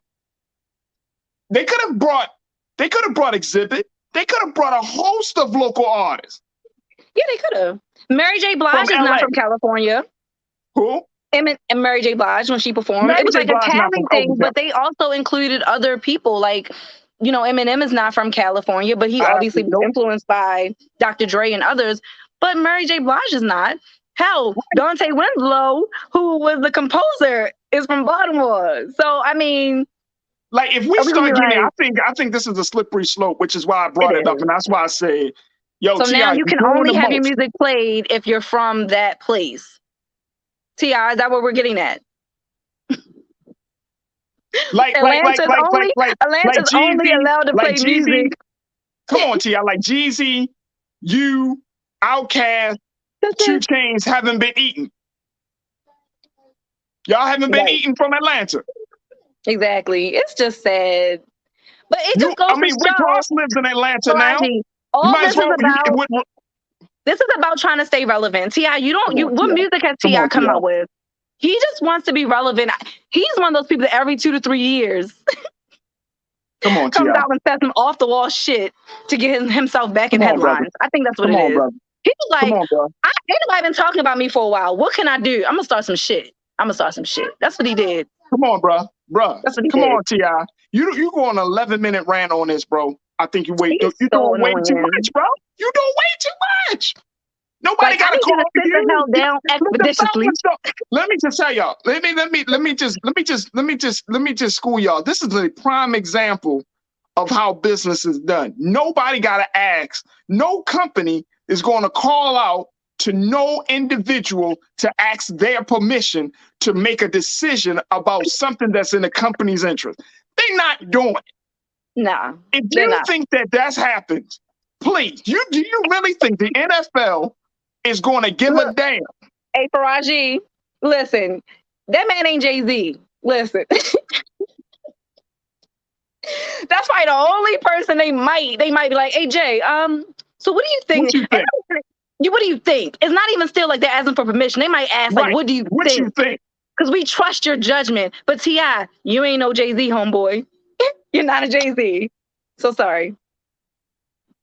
I'm a huge Jay-Z fan too, so I'm always going. And this is sad because here's the sad piece. And going back to your piece as we wrap up, the sad piece is it opens up the door for division, right, among Black artists.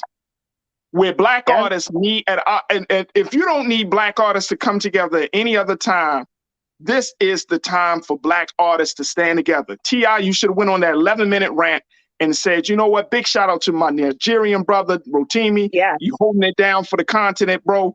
Look, we got to do some songs together, get your voice out there more. What you took is just the Negro approach. Nobody called me. Nobody asked me. I asked man, come on, bro. That is not good for the culture, man. I feel like that is all he does now. Anytime you hear from T.I. at this point, I feel like it's something. That's sad. It's like, dude, like what Jay-Z say in that song? I feel like Farrakhan. I feel like Farrakhan talking to Mike Wallace. Y'all need to keep quiet. Come on, man. You're not good for the culture right now with that. Ever. Not good. That's not good. So I brought it up, but man, look, this is just, folks, let's just know that when moments like this get up, and then look, T.I., if you want to say something, I don't care if y'all tweet this video to that brother. I have him on here, and I will say the exact same thing. It's not good for the culture. Y'all, some of y'all probably don't even know who Rotimi is until you see his face. Power. That's how he was power. He's known for power. He was on Power. He was He got Dre, another show right? out actually right now. He's on another show. But the man gotta live. And look, we gotta create a space for our brothers across the waters, for our sisters across the waters that's trying to break into this part 100%. Of the country with their music, man. We rocking to Tim's, we rocking to Wiz Kid, we rocking to who's my guy? Isn't he from there? What do you call it? He did a song. The what kind of man was it? Oh my gosh, forgot the brother's name. But there's so many great artists that are. I love it. I love to see like our diaspora just constantly evolving. We're constantly coming together, constantly just making dope music. When I heard Tim's with Brent Fayez from DC, PG County, I was like, yo, like how dope is that? I think it's amazing for the culture just to intermingle our different sounds. T.I.'s a mess, but that's all I'm gonna say about that. All right, but Marcina checked in. Marcina, you look, you said we pay to go to the Falcons games. We want to hear hometown people for the anthem. I hear that, but I mean, it's the Falcons' choice. The fact that they even think about that is kind of low-key weird to me. Like, I just want to hear my favorite artist. I don't give a damn where you from. Look, let me tell y'all something. We've been to Ravens games. I want to hear good music that's going to pump me up. I don't want to hear music that's talking about smacking women, selling drugs, and shooting people at a game. I'm sorry, I just want to hear good music, period. And don't get me wrong, I love all music.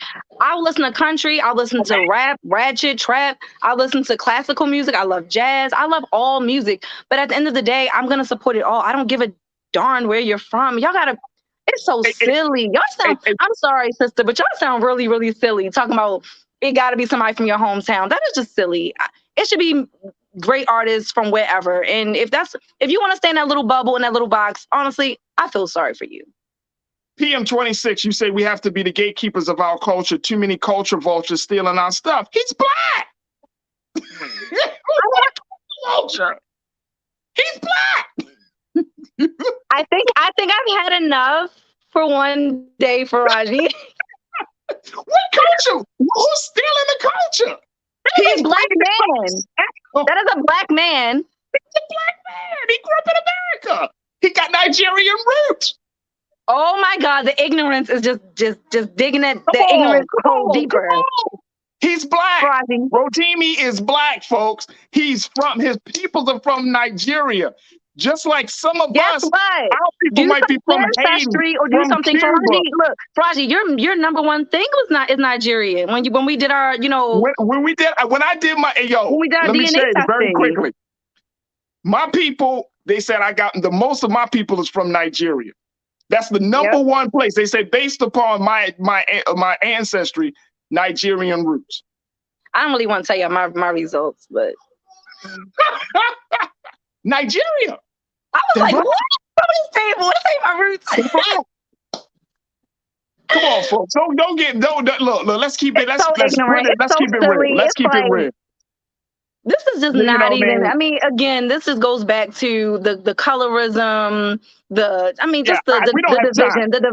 We're constantly dividing ourselves, and it's just so sad. At the end of the day, when that black man had the same issues of race as any other black man, like they don't give a damn. He's so embedded in the culture, it's not even funny. Right? They're not gonna be like, Rotimi, you are not from here. I'm gonna, I mean, it's just so silly to me. Like, I just don't understand. Silly, like, it's so annoying. It's like whatever. It's super silly, man. Look, let's not get into the space. Like, and it's cool. We can disagree, but I'm just saying, let's have some logical rules of engagement to disagree, because the man is black. The man is like, if we get mad at black people whose families are rooted in other parts of the country, then guess what? We might as well I'm gonna just turn the camera off, because we're all connected to someplace else.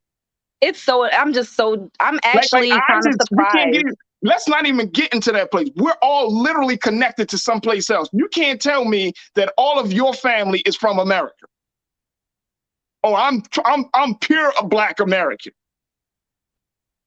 Are we in that space now when it comes to music? Shout out to the indigenous community. Like, come on, let's not do that. Let's not do that. Let our culture. There's no culture vulture here. There's no cultural appropriation here. I know is a black man. I know the indigenous community right now is probably like, really? No, we can't do this. We can't do this. T.I., you're doing the most, but we can help you with that.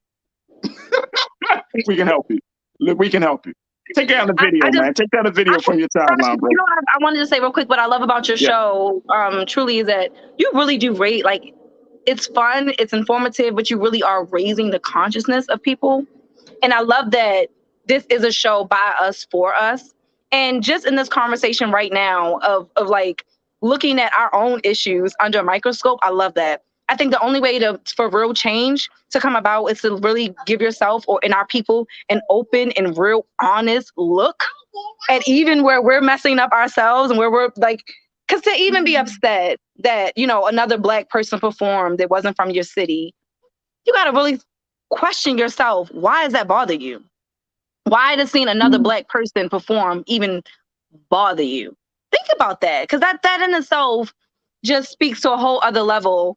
And as you guys can see, it's time for me to go. Are we saying hi? Are we saying hello? There we go. Say hi. Hey, look, I appreciate you, and I appreciate that little one as always. Thank you. I appreciate you, but you're absolutely right. Thank you so much. Thank you so much, dear. You're absolutely right. This is the show to have those conversations. Nir Muhammad, screenwriter. We got to bring her back on much sooner, and God willing, we will. Nir, thank you so much for being so good for the culture. Always. Thanks for having me, Farajii. You're welcome. All right, folks, that's going to do it for me. Just a little one. Anything can happen. Just walk across the street. But folks, thank you so much for taking extra time with us today. We truly, truly appreciate it. I want to thank Nira, our culture crew member. I want to thank Dr. Gerald Horn for joining us as well. We truly, truly appreciate that. Make sure y'all continue to show your support for Black Star Network at blackstarnetwork.com. Make sure you check out Brother Roland Martin, Big Brother Roland. Get his latest book, White Fear, that is out there right now. Man, oh man. We truly need that book. So pick up your copy today, wherever books are sold. All right, stay tuned. RMU is coming at you 6 o'clock Eastern Standard Time. But remember this, never be afraid to challenge what's wrong. Stand for what's right while being yourself in the process. God willing, we will talk tomorrow for another exciting edition of The Culture right here on the Black Star Network. Peace.